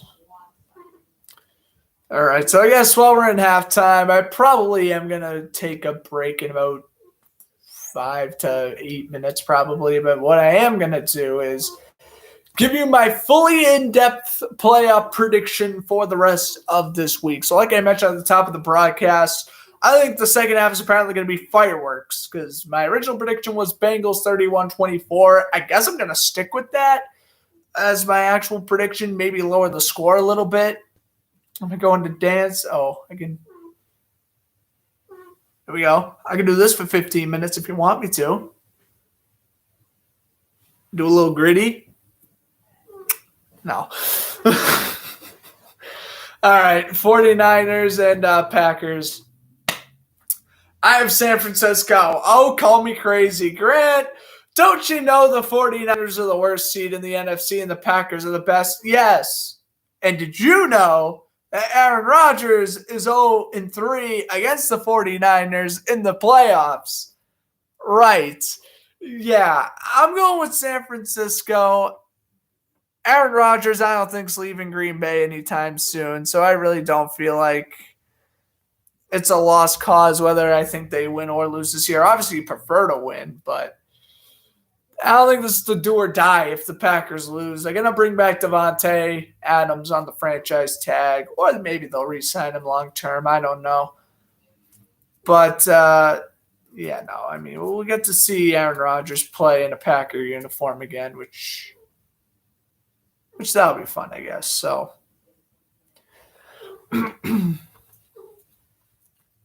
yeah. But 49ers are going to win 27-24. And Green Bay can't afford Rodgers unless he takes a pay cut. I know. Well, we'll see what happens. But I'm definitely more of a wait-and-see approach type of guy.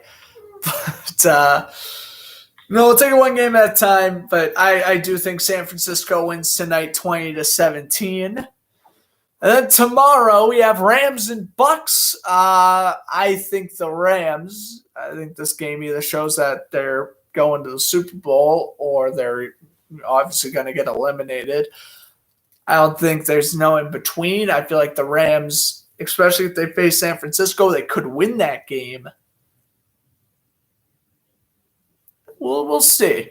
What I will say is that I do think Tampa Bay is going to win 30-27, just simply because the Rams' offense at times does get inconsistent. And also Tom Brady is 2-0 against the Rams in the playoffs. Granted, those were Super Bowls, but I'm counting them. You know, he has a good record against the Rams. He has yet to lose a playoff game in a Buccaneer uniform. It's hard to bet against Tom Brady, even without Chris Godwin and obviously Antonio Brown getting released. You just all you have to do is look at the first 3 quarters of that Eagles game last week to show you why the Buccaneers are still a threat. That's why they're the second best team in the NFC. That's why they're playing this game at home. They are fantastic in their defense. The Rams' offensive line is going to definitely struggle without Andrew Whitworth. Bucks are probably going to get a couple extra sacks off of that. Give me Tampa Bay, which means we have a Bucks 49ers NFC Championship game if my predictions go as planned. And then for the AFC Championship game again tomorrow, 6:30, I'll be broadcasting here on YouTube. Bills and Chiefs. This is a tough one. I originally had Buffalo winning at the start of the week. I did, but ultimately my main prediction is going to ultimately end up being the Chiefs defeat the Bills 28-24. I think if you slow down the Chiefs offense, Buffalo has more than a great chance of winning this game. The thing is, how long can you slow down the Chiefs offense for? I don't know. And, they can slow them down for the first half, or even like what Pittsburgh did. They completely shut out Kansas City in the first quarter. Is that going to last? I don't think that's going to last the entire game, basically. And I think ultimately the Chiefs win in the end because they're the more experienced team. Well, we'll see what happens there. I can very well see Buffalo winning. I can very well see being all these games being different. Like if the Titans have a great second half, I could see them being Cincinnati. I'm picking San Francisco, but Green Bay massively favored to win that game for obvious reasons. They're the best team in the NFC, excuse me. And the Packers offense probably will put in some work on the 49ers defense. They're kind of a banged up secondary right now, so very well see the Packers win. Bucks and Rams. I guess I would be the most surprised out of the 4 games that the Rams came away with the win, but really I wouldn't be that surprised. I think it just depends on if Matthew Stafford can basically stick with Tom Brady performance-wise and the defense played like they did against Tampa Bay back in week 3, then you're on to something. LA wins that game, but I think with the game being in Tampa Bay, I don't know. I just cannot put my faith in the Rams. I'm definitely not putting my faith in Matthew Stafford. Although, yes, congrats on him winning his first ever playoff game last week. I cannot put my faith in Matthew Stafford, unfortunately, to win them a second playoff game. But what I will say is, again, if the Rams do end up being the Buccaneers, I think they represent the NFC in the Super Bowl. They play tight with Green Bay in the regular season, and them in San Francisco. San Francisco swept the season series, but I feel like when the playoffs come around, third time's going to be a charm, and the Rams will win. The Chiefs-Bills, if Buffalo wins, I wouldn't be surprised in the slightest. Everyone remembers Stephon Diggs looking back at the Chiefs celebrating with his hands on his helmet. Everyone remembers that classics photo after last year's AFC Championship game.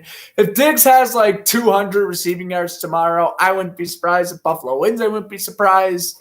We could very well be looking at a Bills appearance in the Super Bowl because even though I'm not going to sugarcoat, I'm going to be rooting for Cincinnati until they get eliminated, but I really deep down inside know Buffalo would honestly destroy Cincinnati, especially if Cincinnati has a first half like they're having right now.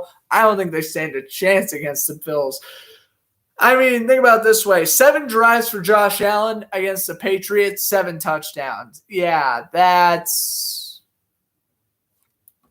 he basically set an NFL record right there for consecutive possessions scored in a playoff game. So I ain't sleeping on Josh Allen. I just think Patrick Mahomes will simply outplay him. But if Tyreek Hill or Travis Kelce gets injured or Buffalo just completely eliminates them early and Buffalo gets up by a 2-possession lead, I wouldn't be surprised if Buffalo ended up winning that one.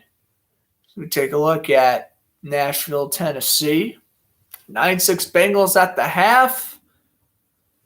Probably going to take a break whenever the next commercial break is because I definitely know we're getting close to the second half now. Yeah, this will be the only broadcast for. Uh-oh. Am I back? Am I back? I am. Wow. Okay. I think I just lost connection for a moment. I was about to go on break, but I don't think I'm going to now because now me getting disconnected from the Wi-Fi is absolutely petrifying me. I wish I was on StreamYard so I wouldn't really matter as much. For YouTube, I will have to restart the broadcast. So we'll try to avoid that. It looks like I'm back up and running. I see my voice meter moving, so I think we're good now. But yeah, I was just basically giving off my Playoff predictions for last round. I have the Bengals still winning today. I have the 49ers beating the Packers, and then I got the Buccaneers and Chiefs winning tomorrow.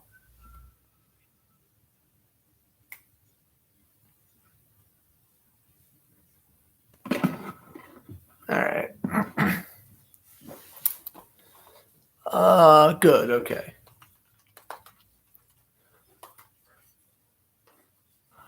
Check on my phone if I'm still up or not. Looks like I'm still on. Yeah. I am. Good. That would have not been fun. If I had to restart a broadcast, that would have stunk.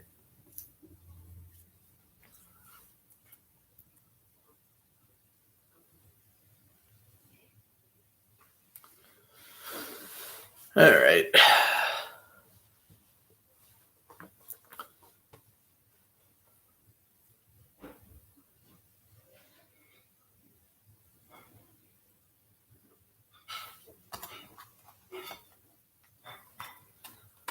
Divisional playoffs. Okay.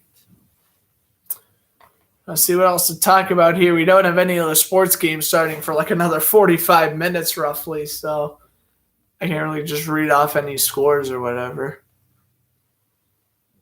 Other than telling you the Bruins and Sabres won today. Those are the only sports games even played. Again, we don't get any NBA games starting until 7, and I am not reading over all those college scores again. Way too many college games, in my opinion. Oh, we have golf on now. Interesting. We're ready to begin the third quarter, but American Express, the third round. Interesting. All right, we are ready to begin this third quarter, though. We got Ian Eagle and Trent Green on the call. If you mute my broadcast, if you're tired of listening to me babble on, you're listening to a pretty good broadcasting team. No complaints from me. As long as Sparrow Deeds never broadcasts a playoff game ever, I really will not complain about the broadcasting on CBS. All right, Joe Mixon will be standing back in the end zone. Titans will kick it off. Mixon at the 4, returns past the 30, and he's hit at the 34. He's brought down by Farley. Yeah, Mathis Farley with the tackle. I was like, wait a minute, I was just talking earlier how Caleb Farley's out, but I forgot they had the other Farley. The free safety. They both play in the backfield, so that can get confusing. But yes, the Bengals have it at the 35. 1st and 10 for Burrow in shotgun to begin the second half. Burrow pumps, throws down the middle, Mixon. Mixon down to the 42. 2nd and 3 coming up. Take a look at first half. Only 7 rushing yards for the Bengals. 44 for Tennessee. 207 passing yards, though, in favor of Cincinnati. And then 5 sacks to 1 for Tennessee's defense. 2nd and 3, Burrow under center. Ball placed at the 42. Snap, handoff to the left. Mixon brought down. It'll be 3rd and 1 coming up. Jenkins and Cunningham combining on the tackle. So, yes, it will be 3rd down and 1.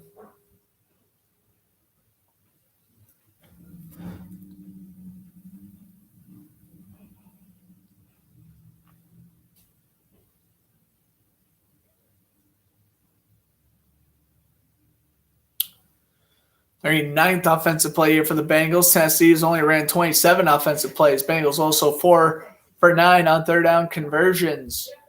3rd and 1. Higgins in motion, play fake, and they go to Higgins on the outside, and he's going to run out of bounds at around the 40. Great play action throw. Cincinnati back into field goal range. And, I mean, come on. You got to quit getting field goals. If Cincinnati wants to pull away in this football game, it's time for you to get some touchdowns and really start to get this game out of reach here. It looked like he stepped out of bounds a little bit earlier than anticipated. They'll down him at the 42 instead of the 40. By the way, the Bengals are 9-1 this year, including last week's game. This season when leading at the half. Boyd in motion. Burrow.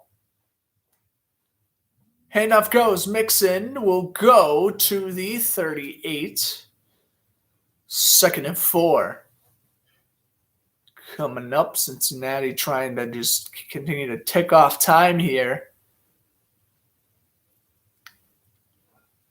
Got the home wild card game. They're going to have to play on the road the rest of the way unless they somehow get a matchup with actually, no. I was about to say unless they get a matchup with the Bills, but the Bills finished ahead of the Bengals. So, I mean, Cincinnati's going to be playing on the road next week as well if they win, but here's Mixon to the 28. I mean, they have been running a lot. I was completely unaware they only had 7 rushing yards, but they're definitely increasing that total this drive. I mean, look at this. Inside handoff, a little stretch, actually, a halfback stretch, but Mixon cuts up the middle. Right down by Jeffrey Simons. A good run in Cincinnati. Picks up first down. Yeah, they have 7 rushing yards in the first half, like I mentioned. They already have 18 on this drive, so again, significantly better already in the second half. In shotgun, Burrow and Mixon out there in the flat, and down he goes. And Burrow, again, the Titans are aiming for that leg area. Jeffrey Simons will pick up Tennessee's 6th sack of the game, and it's 2nd and 16. Usually Cincinnati does well until Tennessee gets a sack. Let's see if that's the case again this drive. And yeah, Simons will get credit with the full sack on Burrow there. 2nd and 16, Simons. All-Pro, who's ranked the 77th best player in the NFL last season. He's probably getting ranked around the same area again this year. Burrow dumps it over the middle. Uzma bounces off tackles to the 23. Absorbed 2 tackles like peanut butter and jelly on a sandwich and falls forward, making it 3rd down and 4. And now we have an injured Titan. That's David Long Jr.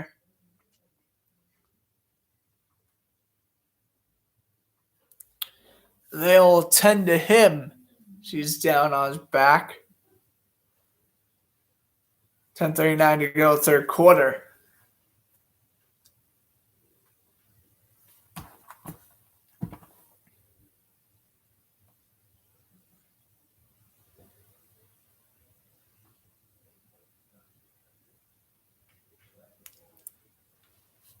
All right.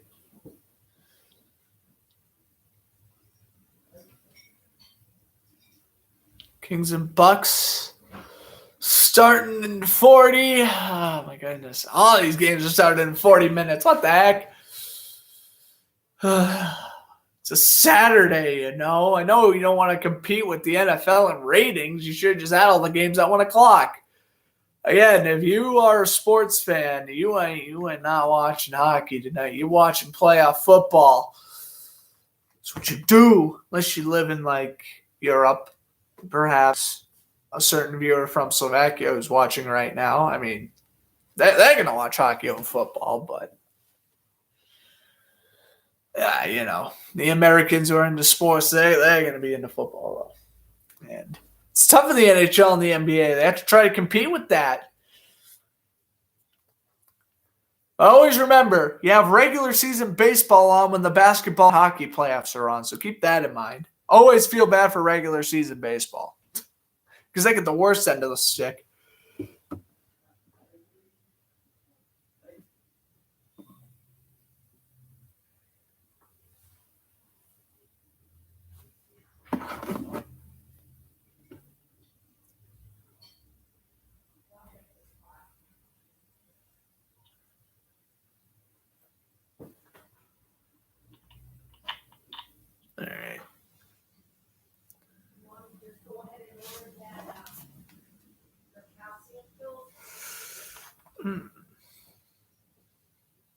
That's good. Okay.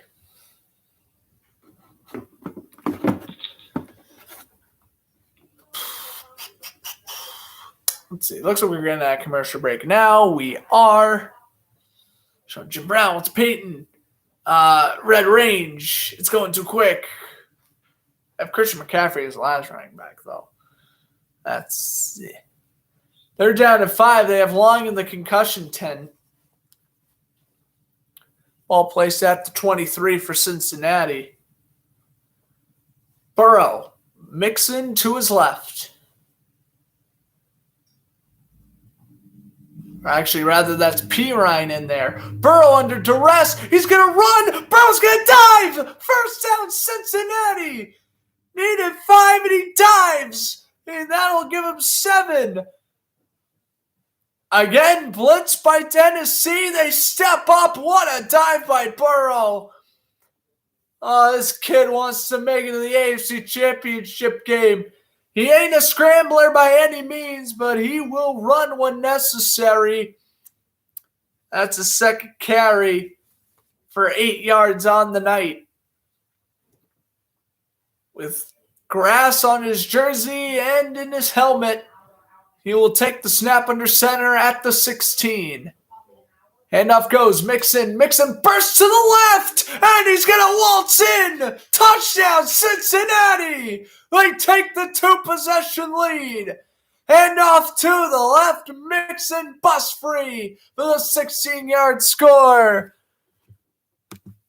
Joe Mixon, first career playoff touchdown.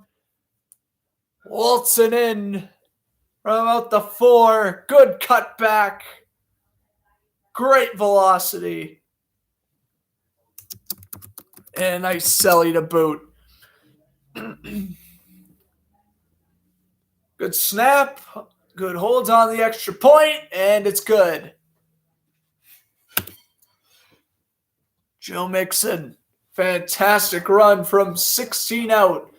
Bengals finally get a touchdown, and they finally go up by 2 possessions. Don't go anywhere. The NFL playoffs continue on YouTube right after this commercial break.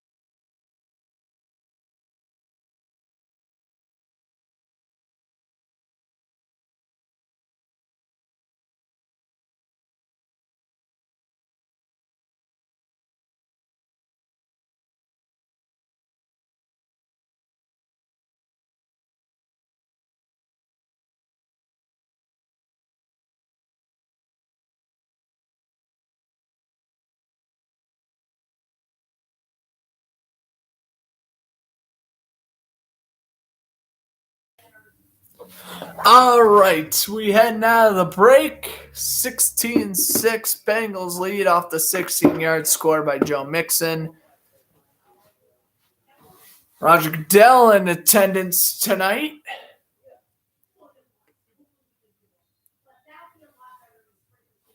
And, all right, McPherson to kick it off. So, here's a touchback. Tennessee would get it at the 25. Tennessee trying to avoid going one and done the playoffs in back-to-back years. Remember last year they lost at home in the wild card round to the Ravens. Cincinnati again. Before this year, they haven't even made the playoffs since 2015. They lost the wild card round to Pittsburgh. That was kind of the moment where the franchise took a turn for the worse. They tanked, went 2-14 in 2019. Got Joe Burrow. Here we are 2 years later in the playoffs, 1 year after Burrow tore his ACL. Nhl on 1st and 10. Handoff goes. Henry takes it to the right-hand side, and he will pick up 9. 2nd and 1 coming up for Tennessee.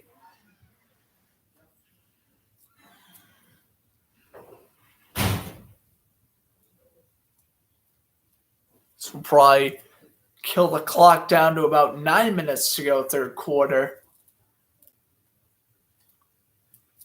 And, very surprised if Tennessee does not get this offense going quickly. This could definitely get ugly if Cincinnati scores again. Henry, 2nd and 1, and he'll get 3 first down Tennessee. So we'll keep the chains moving a little bit here. And Henry holds his way back in the lineup. Cincinnati makes the proper adjustments. Substitutions, whatever you want to call it. Henry, 12 rushes for 42 yards and the direct snap touchdown back in the first quarter. He's only played 17 snaps, though. You can make this 18 as he stays out there. On 1st and 10, Nhl audible out of it. And hand off Henry. Henry busts free, trucks over Von Bell and picks up 7.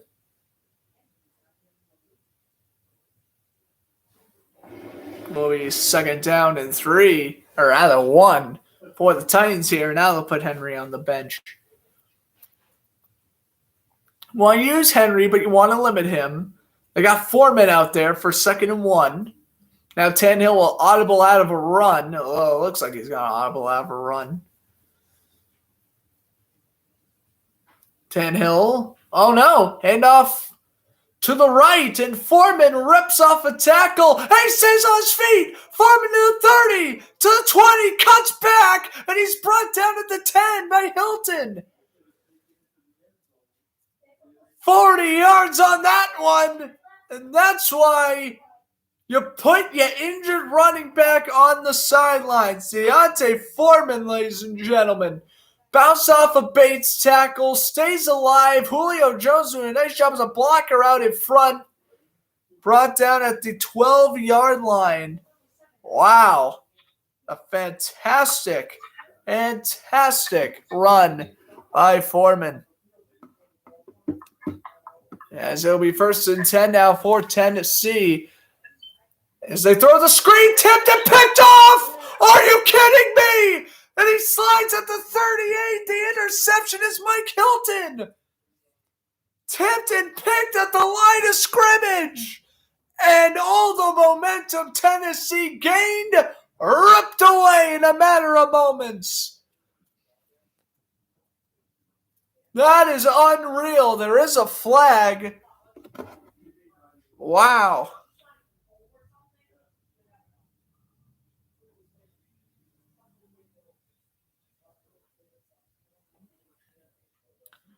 Let's see, what's the flag on? Against the defense. Does the turnover count? It's on Eli Apple for unsportsmanlike conduct. That pick's going to count. Wow. And Nissan Stadium has just gone silent. You have a 40-yard run with your backup running back. You decide to let your quarterback, who's played gosh awful up to this point, you let him throw a little screen. Mike Hilton, a veteran corner, gets in the way, tip and pick. Oh, dear Lord, this game is it's not getting pretty for Tennessee fans. And dare I say, Tennessee can essentially lose this game if they do not hold Cincinnati to a punt or a field goal.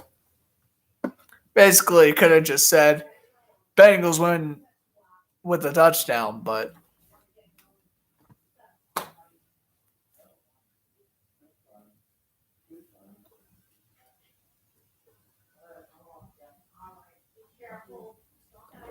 all right. Game's still not starting for another half hour. 49ers and Packers not starting for another 2 hours.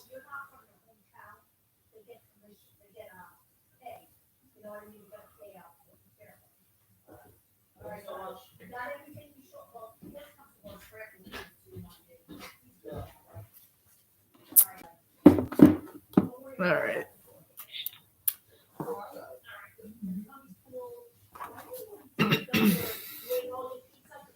Let's see what the deal is here. We have 10th ranked Houston is destroying East Carolina 27-4. Wow, okay. And then 24th ranked Tennessee being 10th ranked or 13th ranked LSU 17-10. And also Missouri beating Alabama 25-19. Those are your main college basketball scores as of right now.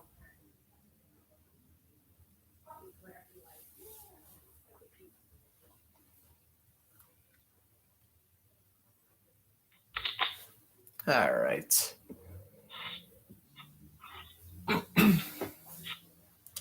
See, it looks like we're getting that commercial break right now. We are. So the AFC Championship game's at 3, NFC's at 6:30. Maybe I will do the AFC Championship game, but I'm probably gonna. I don't know. It depends on what the matchups are. If it's like Bengals, Bills, I'll probably end up doing the AFC. If it's like Rams and 49ers, I mean, I'm pretty sure Rams 49ers is the only way I'm not going to want to do the NFC. I probably will do the NFC Championship, though, if it is Packers, Buccaneers, because that's going to be an insane rematch. I mean, that's going to be one you got to mark on your calendar. Mixon up the middle gets 2. It'll be second down, 8 coming up. Take a look at the Titans defense. I feel horrible for Tennessee's defense because they play fantastic. They have 6 sacks. They've held Mixon to 7 rushing yards in the first half. I mean, it's about time the defense is going to give out. This offense cannot score. Tannehill threw 2 picks. I'm not saying get Logan Woodside in there, but really, how much longer can you go with Tannehill if he continues to just not score on offense here? Here's 2nd and 9. Burrow screen, chase, juke, and he's brought down at the 28-yard line. It'll be 3rd down and 7.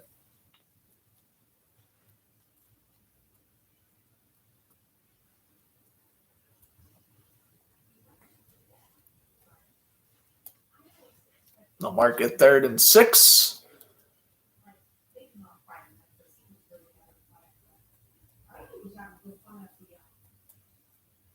Bengals will get out of the huddle. Burrow's 21 for 28, 269 yards. He's taken a lot of the safe completions. That's what he's needed to do.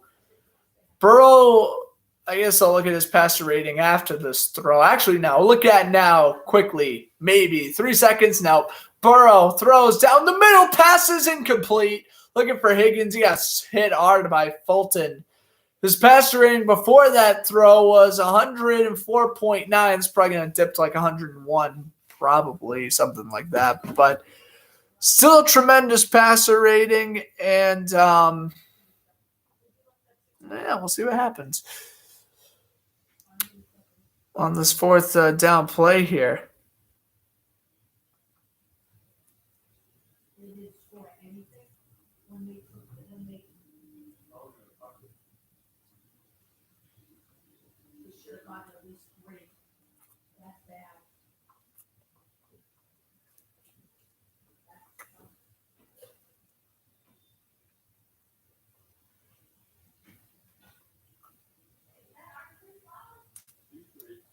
All right. 16-6 off the punt from Huber.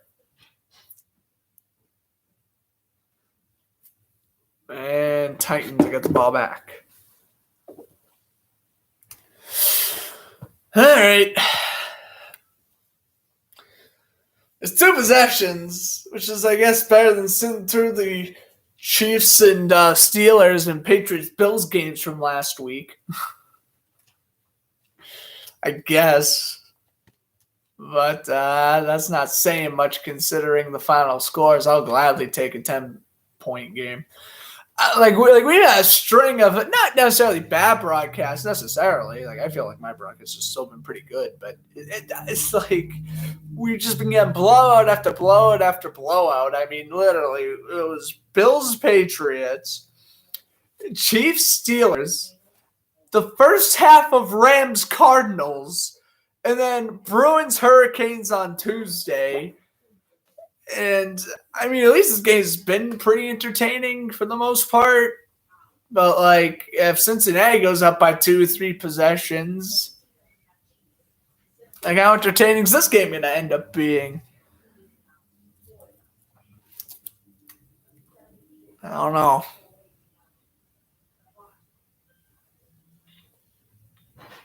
But, I mean, Bills Chiefs, I mean, that's a game that's going to go down to the wire. Unless it was like that week 5 or week 6 game, was it? I don't remember.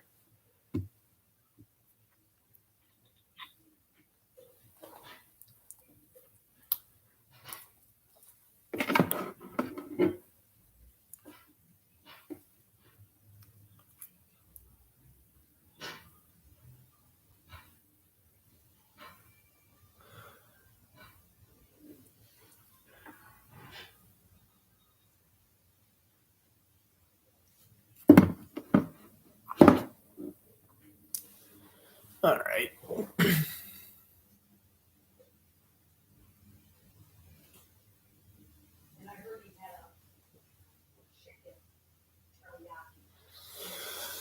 All right. Well, Tennessee can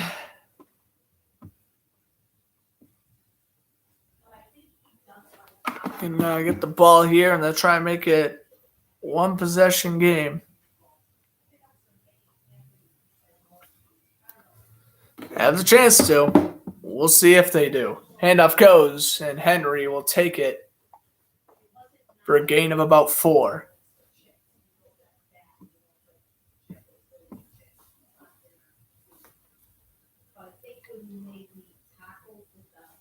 Take a look at the Titans. Whenever they've been the number 1 seed in franchise history, they've lost in the divisional round. Both times were to the Ravens in 2000 and 2008. And then, will they lose to Cincinnati this year? Handoff goes. 3rd down and 1 coming up. Or maybe it's just the AFC North is just the Titans' kryptonite in the playoffs besides the Ravens in 2019, apparently. What's up, Isaac? Thanks for stopping by. Appreciate it. As always, I got Tampa Bay winning LA tomorrow. Hopefully that'll excite the crew over at Florida teams. I hope they win anyway. I don't really care for the Rams that much. I think it'd be cool to see Tom Brady win an 8th Super Bowl ring. Just keep on piling up the rings until he retires. I would be okay with it. Here's a 1st down at the 38. Fake. Nhl going deep. He's got a man, and he doesn't overthrow him. A.J. Brown makes the catch at the 32. Oh, what a magnificent catch. A.J. Brown. Oh, corner slip. That was Mike Hilton. Brown with a fantastic catch. Antonio Brown needs to get a ring. He will. He's played in 15 games or something? Oh, no. It was less, but he's been on the team for more than half the year. He's getting a ring. I got to find out if the Packers win the Super Bowl, if Blake Bortles is getting a ring or not. That's what I got to figure out. Here's Henry. He gets a yard. I don't think he would, but Antonio Brown definitely should get a ring. Whether he deserves it or not, he should.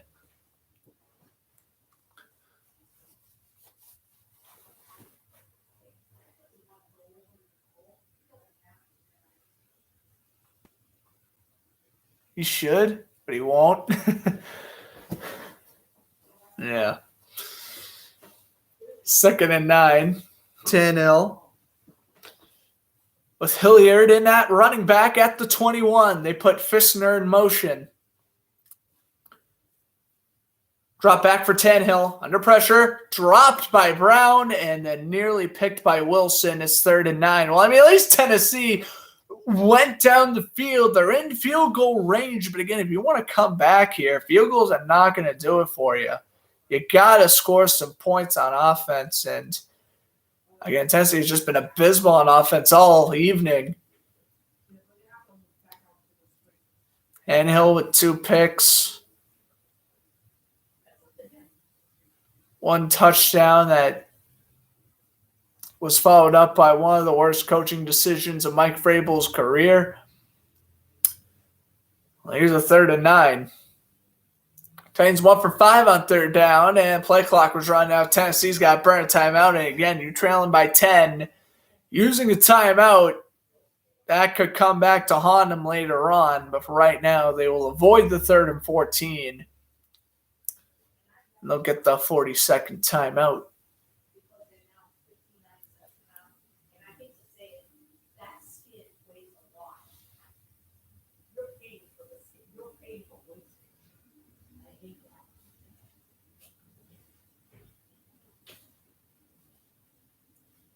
Nhl march back out. Hilliard will stay the running back. Total yards this quarter, 117-70 in favor of Tennessee. I mean, this is exactly the performance they've wanted. They just have to make sure it doesn't end in a field goal or else.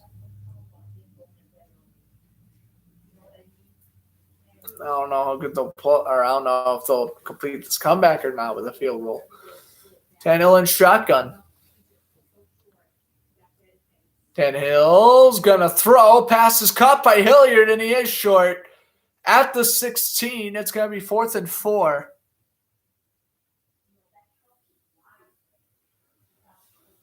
And they will bring out the field goal unit with Randy Bullock.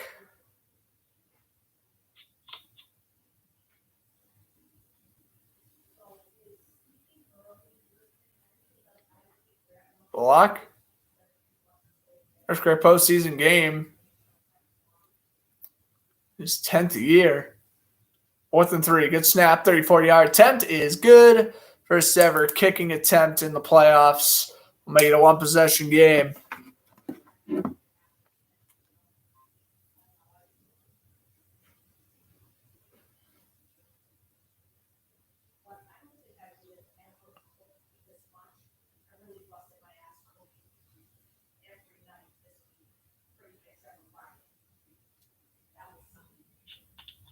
All right. We're not going to go to commercial break? Oh, I guess we won't.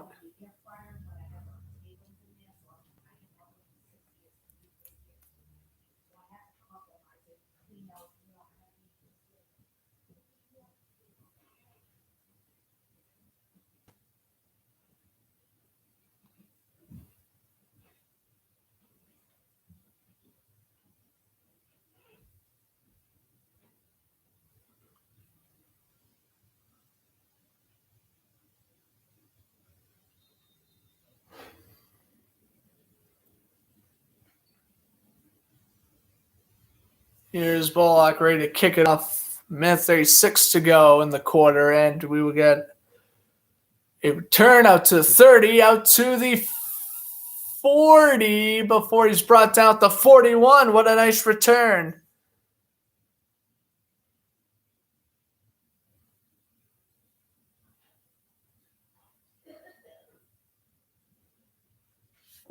As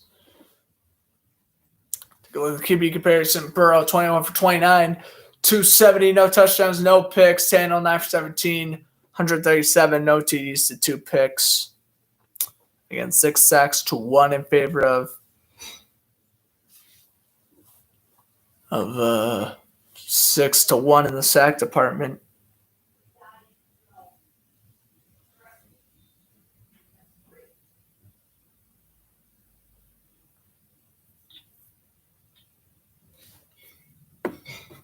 Here's a 1st and 10. Burrow will dump it over. Tipped off the hands of P. Ryan and intercepted by Hooker.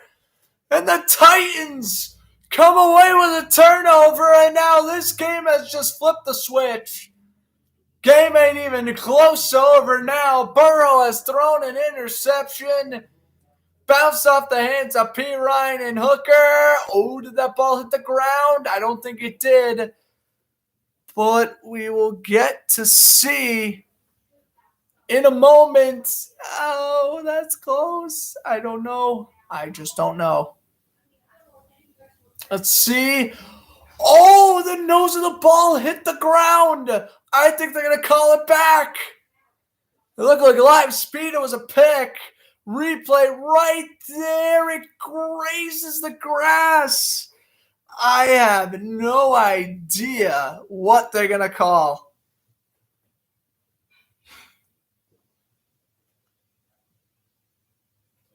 I just do not have a clue what they're calling here. I feel like it's not an interception, but I feel like since it was a pick on the field, I don't know if they're going to have enough evidence to overturn it. That ball is close to the ground, though. I don't know. It is close. That's why I'm a commentator, not a Gene Steratore or a Mike Pereira. Let's see. It's literally on the grass, but does it touch the grass? It must touch the grass then, right?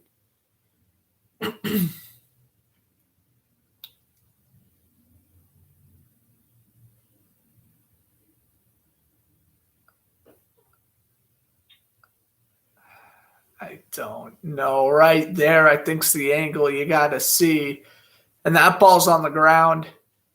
Right there. Right there. That's the spot. That's incomplete.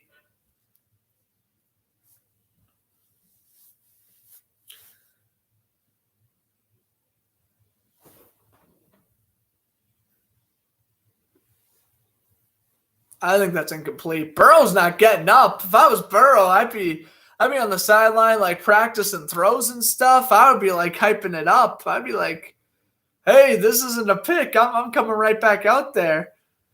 Well,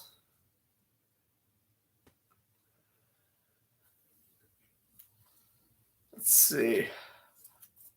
It doesn't look like it's an interception. Again, the ball kind of sort of isn't necessarily touch, but I don't know. It's a close call. This is a coin flip.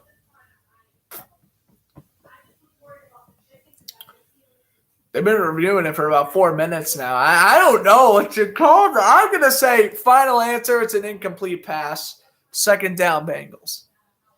Will that happen? I have no idea. But again, the interception on the field was a pick, and they're not going to overturn it if they can't overturn it. So don't have enough evidence to overturn it. So, yeah, I just don't know what they're going to do here.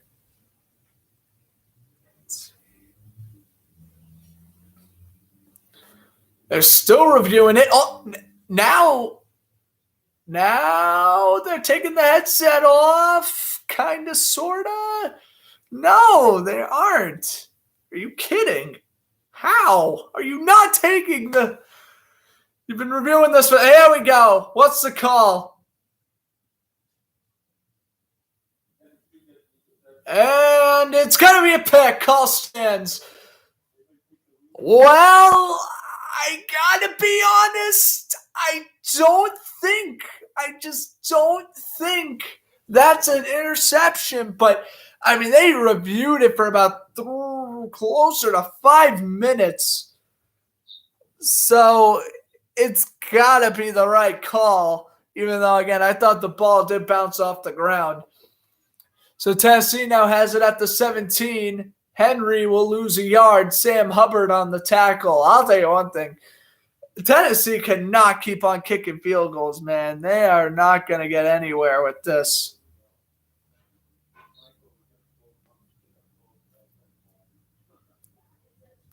Nhl 2nd and 11 coming up here.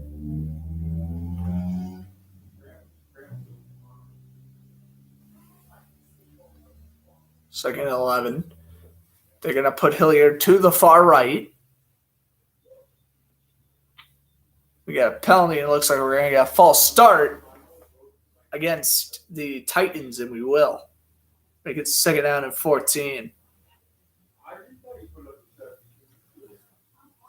False start on the center, Ben Jones.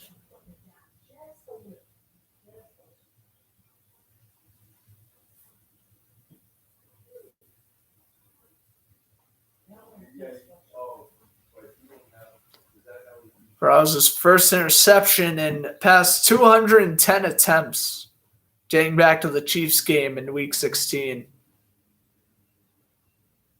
Nhl pumps, throws, end zone shot for Brown. He makes the catch. Is he in? He is. Touchdown, A.J. Brown.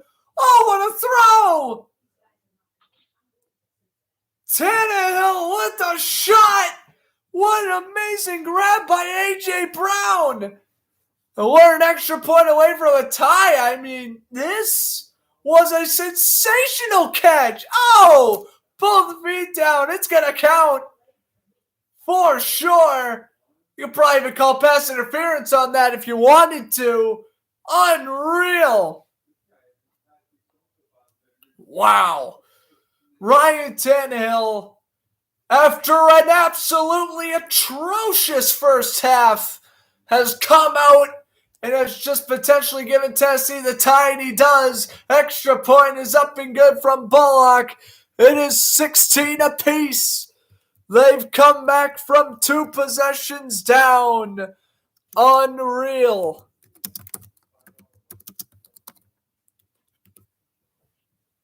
And this crowd that was just dead 10 minutes prior when Tannehill threw the pick in the red zone. They've stormed back, and now it's time for Burrow to shake off his first ever playoff interception and try to regain Cincinnati this lead here in the final 15 seconds of the third quarter. Which, by the way, next commercial break, I'm just announcing I will be taking a break.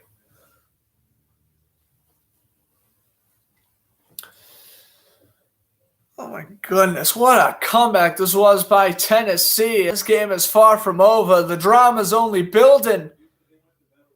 Boy, this game goes into overtime. That'll be something.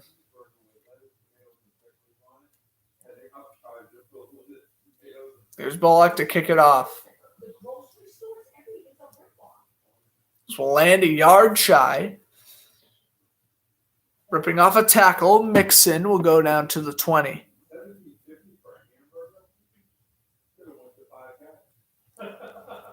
As take a look at the interception, a very questionable interception. I don't think it was. And A.J. Brown, fantastic catch, pinned the ball to his hip and makes the touchdown grab. Clearly, you can see it on the pylon camera. 1st and 10 for the Bengals, 9 seconds left. This could potentially be the last play of the third quarter. Bengals take the low snap. Burrow tosses it over the middle. Usman, he's brought down to 26. And that'll be the end of the quarter. 16-all. Tennessee has come back with a pair of field goals and an A.J. Brown touchdown. Don't go anywhere. 16 apiece. We got the 4th rolling when we come back.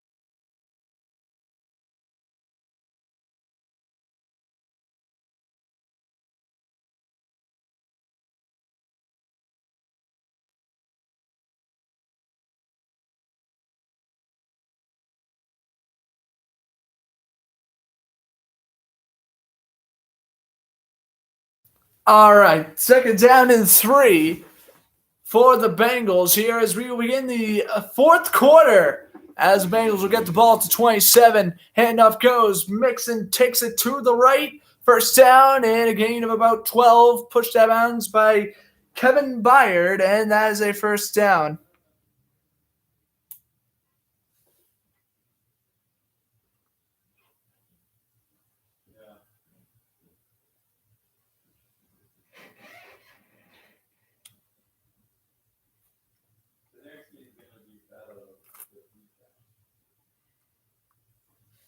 All right, 1st and 10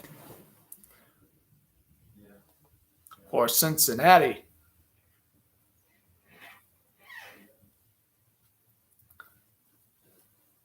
Burrow fakes the handoff to Mixon. He throws to Chase, and Chase rips off 2 tackles. Chase to the 40, and he's out of bounds around the 38.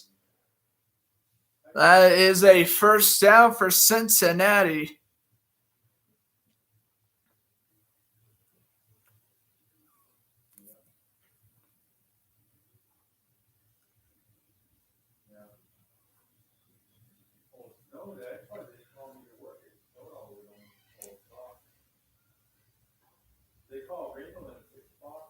First and 10, Burrow nearing 300 passing yards. 1st and 10. Burrow audibles. He'll take the snap with 1, and they get it off. And up goes, and Mixon lost a yard. 2nd and 11 coming up here for Cincinnati.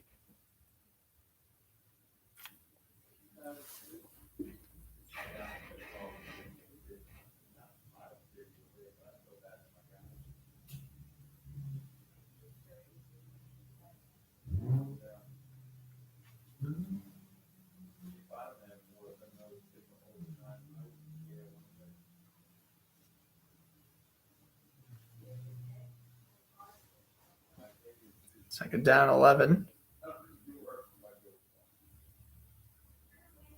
Burrow takes the snap, throws, caught, Chase, and it'll be 3rd down and 2.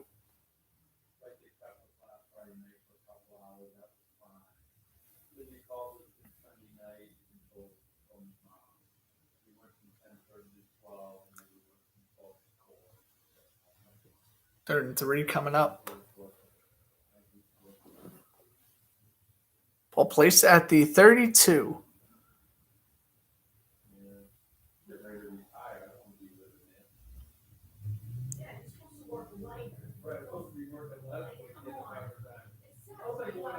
Here's 3rd down and 3. Burrow takes the snap with no running back in the back. Landry doesn't get the sack, but Dupree does. But Dupree will get the sack. It's 4th down.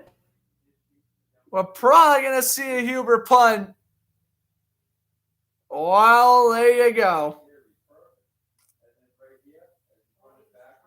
I mean, Burrow's trying to make something out of nothing, which is good, but not really. And Harold Landry, I mean, you got out of that sack. At least you may have been able to kick a field goal at that point. You win the field goal once Dupree sacks you. So they will make that 4th and 19, and Huber will punt this one away, and this one will be fair caught by Rodgers at around the 17.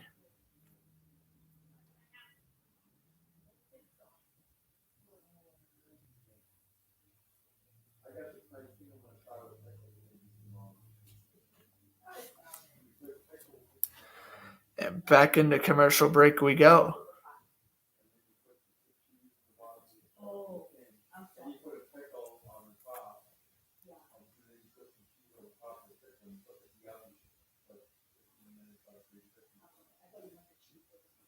Okay. Looks like the rest of the games are starting up here. So I guess we will take a look at those. Well, I guess not yet. That's more next commercial break. But Well, regardless, we're getting close to the rest of the game starting, which means I can actually talk about stuff during commercial breaks, which is good.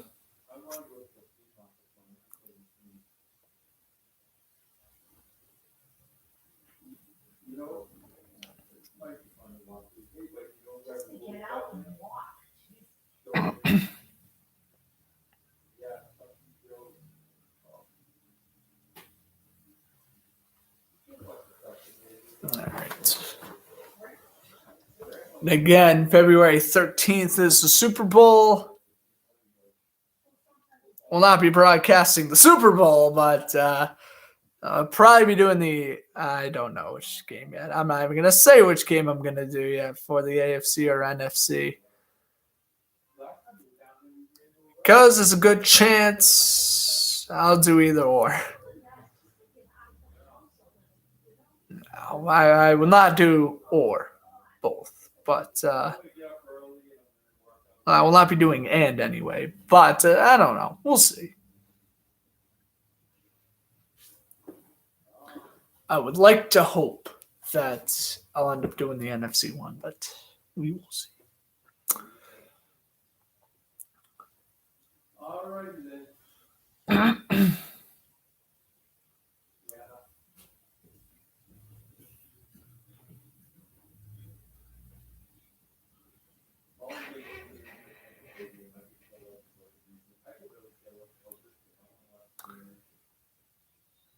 All right. Well, it looks like we're heading out of commercial break now. 1st and 10 for the Titans at the 17-yard line. Brown in motion. Handoff goes. Foreman will pick up 8.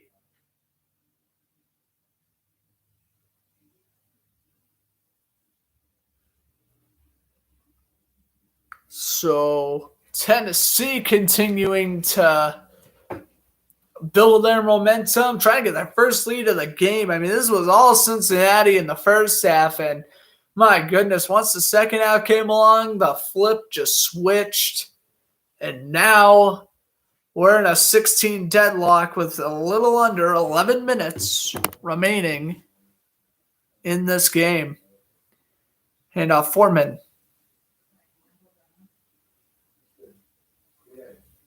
It'll be 1st and 10 off the Foreman run.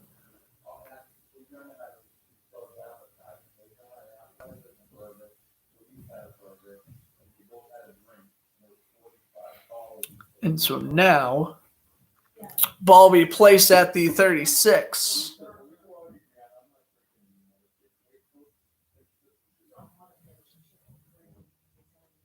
Nhl under center. Handoff goes. Fakes it to Foreman. Nhl run away. Hubbard in base. Nhl will lob it. And a diving grab by Brown at the 44-yard line. Maybe the 43. And there you go. The Bengals defense. I guess they were kind of like Tennessee's defense. They can only hold on for so long. Their offense needs to start scoring some points. Brown able to get the separation from Awuzie. Tennessee at the 44-yard line have a chance to potentially get a game-leading field goal if they get about 10 more yards for the first. Here is Nhl. Steps up, throws to Jones, and Julio will pick up 8.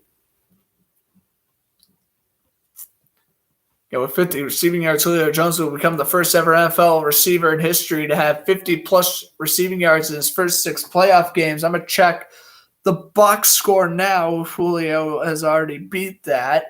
He has not yet. I think he's now at 40-something yards, though. So basically, one more catch should do the trick. 2nd and 3.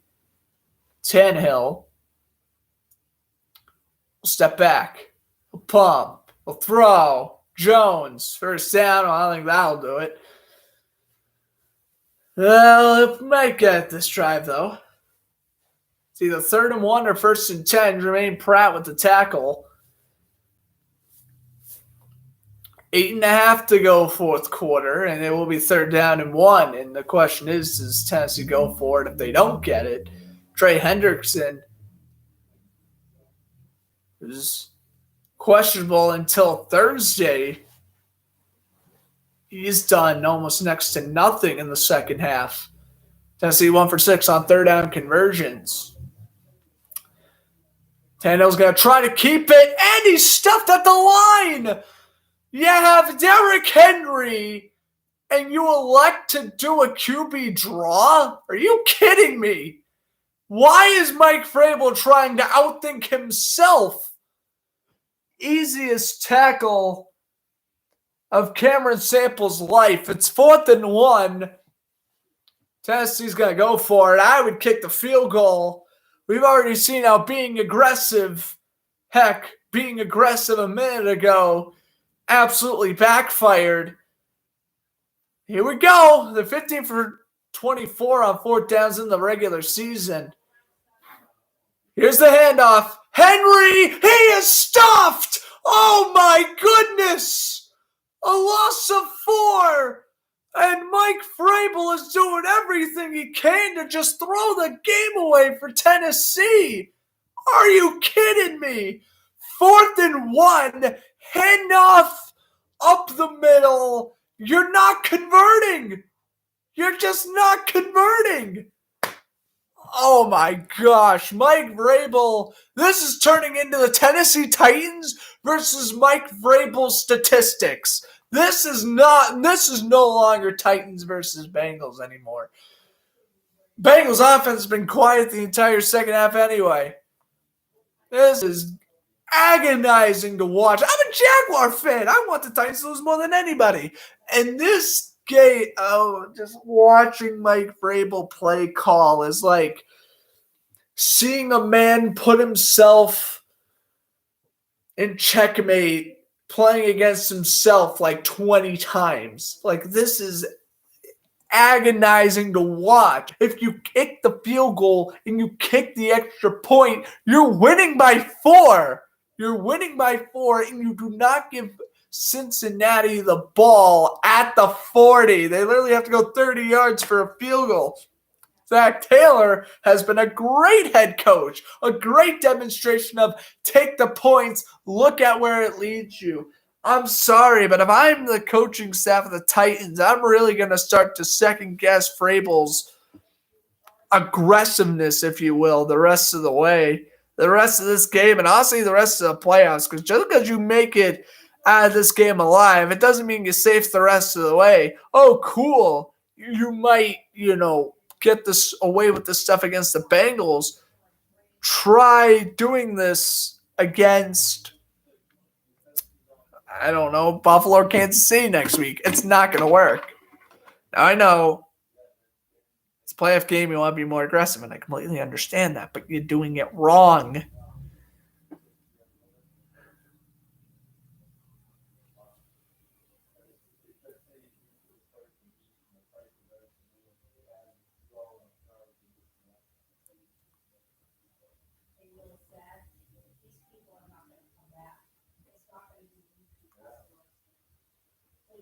All right.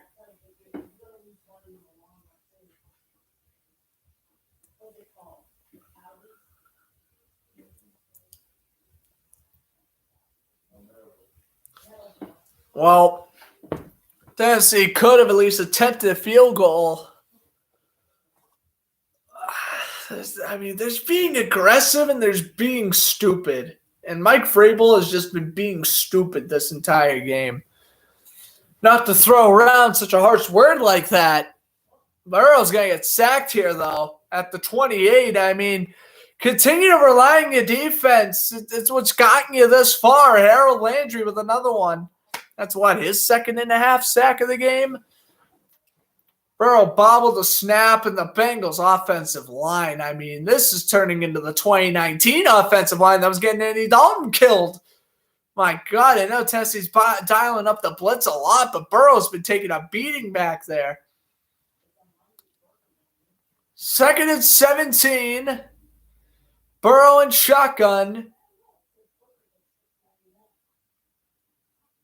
dumps it over to T. Higgins, and Higgins is going to go down to the 42-yard line. It'll be third down and about 6 coming up for Cincinnati, maybe 3rd and 5, depending on where they spot it. David Long Jr. coming back from the concussion tent with the tackle, and they'll mark it 3rd and 4, which I feel is a little bit of a generous spot.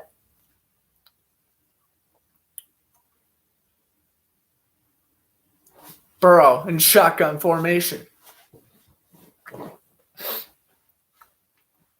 6 for 13 on conversions tonight. They put P. Ryan all the way to the left.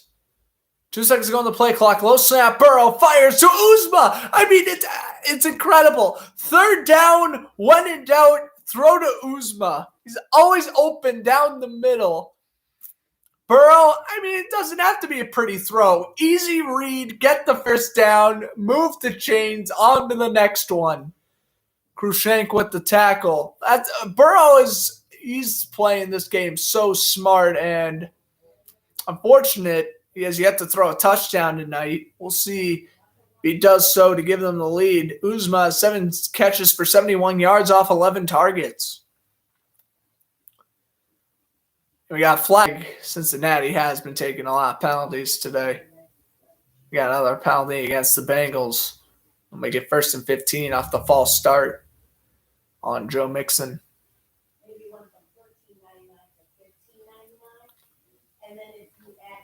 This is a defense, by the way, with 8 sacks, now a franchise postseason record, even dating back to the days with the Oilers. That's incredible. 1st and 15, Burrow and shotgun. 6 penalties for 46 yards for the Bengals up to this point.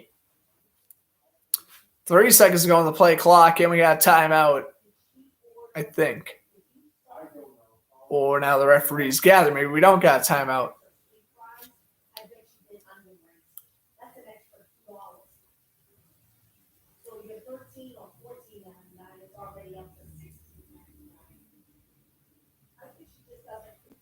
And there was something wrong with the play clock. I'm not sure. 1st and 15. Yeah, it must have been. 1st and 15 at the 45. Here's Burrow. Takes a snap. Inside handoff. Getting a gain of 4 on that one. Is running back Chris Evans. We got Captain America out here taking the handoffs. Now, but the rookie Chris Evans, little 4-yard run there. It's his first run of the game. 2nd and 11. Coming up here for the Bengals. This game is ending way quicker than you imagine. There's already 4.5 minutes. I mean, granted, the 2-minute warning and onwards will probably take like a half an hour, but this game is really flying by. This 4th quarter especially. Cincinnati's now going to be looking at getting to field goal range and potentially go for the win. Burrow steps back, going to dump it over the middle, and Mixon gets crushed by Long. He makes the catch at the 48, and now Mixon is throwing a complaint at the official for whatever reason, and it's 3rd down and 8. I think Mixon didn't like the hit at the last second. P. Ryan now gets substituted out for Evans. By the way, the only quarterback to win a postseason game after being sacked 8+ times was the 4th and 26 game. Donovan McNabb, when the Eagles defeated the Packers in overtime in the 2003 NFC Divisional round. 3rd down and 8. Burrow takes the snap. Burrow, down he goes again. The 9th sack for Tennessee. They were thinking win. Tennessee's thinking stop on defense. Jeffrey Simons, what a game he's having. Audrey, Simons, they're all having fantastic games. That's going to be a half sack for Simons and Audrey. Burrow sacked for a 9th time. The Bengals linemen of old have come to haunt him in the divisional round. And you gotta hope that's not the last time Cincinnati has the football. 3 minutes left. Tennessee has 2 timeouts. Cincinnati has 3. Not to panic if you're a Bengal fan. Rodgers is backed up inside the 5. Huber, the good punt. This one will land around the 15. It'll actually land at the 16, and Rodgers is tackled immediately. Trey Flowers, the former Seahawk cornerback, signed with the Bengals midway through the regular season. Well, here we go. Winner, again, advances to the AFC Championship game. Titans trying to get to their second AFC Championship game in 3 years, where the Bengals are looking to make their first AFC Championship game since, you guessed it, 1988, when they defeated the Bills. Will it be deja vu? Will we have Bengals-Bills next Sunday, or will we have a rematch of 2019 Titans and Chiefs? Or will we have a regular season rematch between either the Bengals, Chiefs, or Titans, Bills? Oh, that's going to be determined in this next 2:43. First and 10 at the 16. A.J. Brown put in motion. Handoff goes to Derrick Henry. Henry's going to take it to the left, and Henry is brought down after a gain of 2 by Uzier, and Tennessee will probably run one more play before we hit the 2-minute warning. Dare I say overtime? I don't know. I think if Tennessee doesn't score on this drive, we could potentially be going into overtime here. Wouldn't that be something if this game goes into OT? Henry has 19 rushes for 62 yards and the touchdown back in the first quarter. Nhl trying to audible. And yeah, they're not going to get the playoff for the 2-minute warning. They had a chance to, but they won't. 2nd and 7 it will be for the Titans. Oh my God, at the 19-yard line. Here we go. All right, Tannehill, he did not play a great game, but he has a chance to shed his demons and get a game-winning drive and potentially put Tennessee in the AFC Championship. All right, ladies and gentlemen, I'm going to take a break just in case this game does go into overtime. Don't go anywhere. We've hit the 2-minute warning, game even at 16.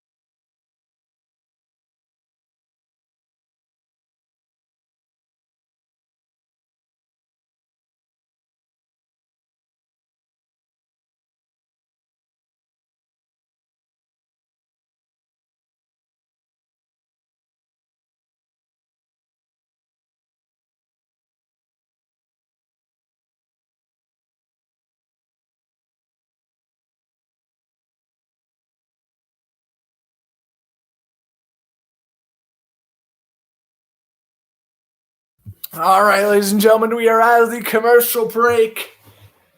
Tennessee has the football as we come out of the 2-minute warning. However, they are nowhere near field goal range. Cincinnati also has all 3 timeouts. What a game. It was a defensive battle the whole way. We'll see if we'll have a great ending here. 2nd and 7 for Tannehill. They put Rodgers in motion. They fake it to Henry. Tannehill throws down the middle. Pass is complete. Julio Jones to the 35-yard line. And a first down. Oh, what's up, John? Thanks for stopping by. This game is extremely close. And now Trey Hendrickson is down on one knee, and the clock stops with 1:45 to go. This may cost Cincinnati a timeout, and it doesn't look like it will. Let's take a look here again. The replay. Taylor Lewan working against Hendrickson, and Lewan just shoves him to the ground. Kind of got away with the holding call there, dare I say, but it wasn't egregious or anything, so I understand why the officials will keep the flag in the pocket there. So 1st and 10 for Tennessee. Jones makes the catch to the 35. He has now set the NFL record. 6 straight games with 50-plus receiving yards. Bullocks only had 1 field goal attempt from 50-plus yards, and that was when he made a 51-yarder against Kansas City back in Week 7. Remember, if Tennessee wins, they get a home game next week no matter what, and there's a good chance, unless they play the Packers, they're going to be the home team in the Super Bowl. If they make it that far, they're going to put Hendrickson in the tent. 1st and 10, Cincinnati will have to burn a timeout. Both teams down to 2. Nhl. Inside handoff. Henry, he's stuffed at the line, brought down by DJ Reader. And they're going to let the clock run here. 2nd and 10, no timeouts by Cincinnati. I mean, if you're Cincinnati, you almost don't want to call a timeout. You almost just want to let the clock keep on running down. At the same time, you want to win this game in regulation. And yet again, do you go for the touchdown if there is a punt? I don't know. Burrow's not crying on the sideline. He's looking nervous, but he has no reason to get emotional just yet. Nhl waiting, throwing, down the middle it goes. Wilson with the tackle at the 39. Hilliard with the catch. Under a minute to go. We got another injured Bengals. Sample is going to wobble off the sidelines here. Again, Cincinnati does not have to use a timeout as they'll check on Sample on the sideline. 3rd and 5. Here we go. Tennessee is really draining this clock. Nhl in shotgun, low snap. Nhl under pressure, fires, it's tipped and intercepted by Logan Wilson. Wilson has it at the 47, and with 20 seconds to go, the Bengals have to go about 20 yards for a field goal. Are you kidding me? Westbrook Akeen was the intended receiver. It was picked off by Hilton. It was bad by Apple, Wilson got the interception. Wow. Oh my goodness. That's unreal. They get the turnover somehow, some way. They get the turnover. There will be no Tennessee game-winning field goal. Cincinnati, they got to go about 25 to get into McPherson's range. Oh boy, low snap for Burrow. Burrow throws, passes complete to Chase, and he's out of bounds at the 34. They're in McPherson's field goal range. This is unbelievable. Man-on-man coverage. Jack Rabbit, we can't keep with the speedy rookie receiver. I mean, all you had to do if you're Tannehill, literally throw it in completion and punt the ball away. Cincinnati's going to probably send the game into overtime. They are now in range with 2 timeouts. Just run the ball twice with Mixon and go for the field goal. Burrow, and that's what they're going to do. Inside handoff, a gain of a yard. 10-9. They're going to let the clock run. I would have personally ran another play. Mixon gets a yard. 6 seconds left. It's 2nd and 8. Wow. I am jaw-dropped that Tannehill threw that 3rd interception. It seemed Tennessee, the second half was going perfectly, and they're going to bring out McPherson now. They will not. There's actually 9 seconds left. Cincinnati did call timeout. I was about to say, Cincinnati really wouldn't just run the ball one more time. Get the ball a couple yards closer. Oh, Tannehill looks like he's ready to cry. I mean, 3 picks ain't going to win you a playoff game. I'm sorry. You never know. He could miss. We could miss. We could be going into overtime anyway. But, oh boy. And they never just kicks in until you actually lose, I feel, for athletes. But, I mean, it's 3rd and 5. All you gotta do is literally just run the ball or throw it out of bounds. You punt, you give Cincinnati 30 yards, essentially. 30 extra yards to go. That means they have to go about 60 yards to attempt a field goal. I mean, yeah, with 30 seconds left, they're going to try it. But regardless, what's at stake here for franchise history? It's either the Bengals win their first ever playoff game on the road or the Titans host their first ever AFC championship game. Tennessee somehow survives this miracle. It would be in, what would this be, their 3rd or 4th AFC championship game, not including the Houston Oilers era. What? They're taking a knee? Oh, no, they're not. I thought they were. No, well, essentially they did. They blame Tampa for the interception. Me too. Timeout. Well, they essentially took a knee. They took a QB slide instead. I would have ran up the middle and get more yardage from my kicker. But here we go. Evan McPherson, the rookie. He's made one from 38, 45, and 54. He has 3 game-winning field goals this season. He's 3 for 3 today. He's 6 for 6 in the playoffs, nailing all the extra points. Growing up, watching guys like Adam Vinatieri and David Akers, and now has a chance to be many of the modern era type of kickers. Guys like Justin Tucker and Harrison Buckner. He has the chance to join those kickers in NFL history with a chance to go to the AFC Championship game from 52 yards out. 4 seconds left. This is the last play of regulation. Good snap. Good hold. McPherson! He's going to make it! And the Bengals are off to the AFC Championship for the first time since 1988. They did it! They pulled off the upset! The 1 seed is out of the playoffs! And the 4 seed moves on! Evan McPherson, the rookie kicker out of Florida, nails it from 52 out! And down goes the Titans!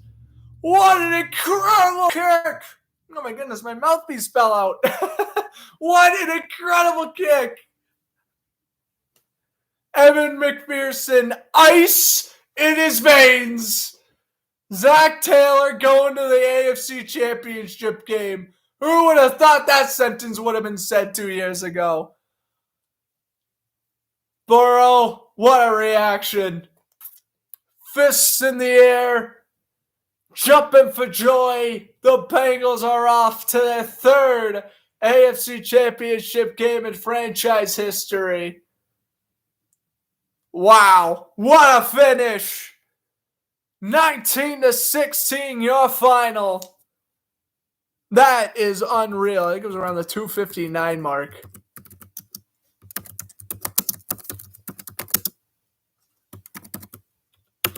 Evan McPherson, man. Wow. Okay, that was a bizarre one. The Bengals are 2-0 in AFC Championship games. Beat the Chargers in 81 and the Bills in 88. So we know the Bengals. The underdog story continues. Who will they play, in Buffalo or in Kansas City? That is to be determined. But ladies and gentlemen, I am Grant Fluff from Fletcher Sports Zone. Enjoy the rest of your evening. If you're a Bengal fan, party in the night. This is your furthest you've gone in 33 years. If you're a Bengal fan, you gotta celebrate tonight, man, because your team is still alive in the playoffs. Oh my goodness. I mean, easily the best game I've broadcasted all playoffs so far. Whew, this was a heart thumper, that's for sure. But it is ultimately a win for the Bengals, 19-16.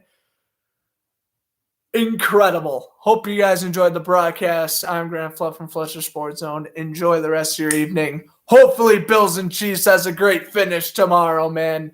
We'll be broadcasting that game 6:40 Eastern Time. All right. Enjoy the rest of your evening. Bengals advance. Who will they play?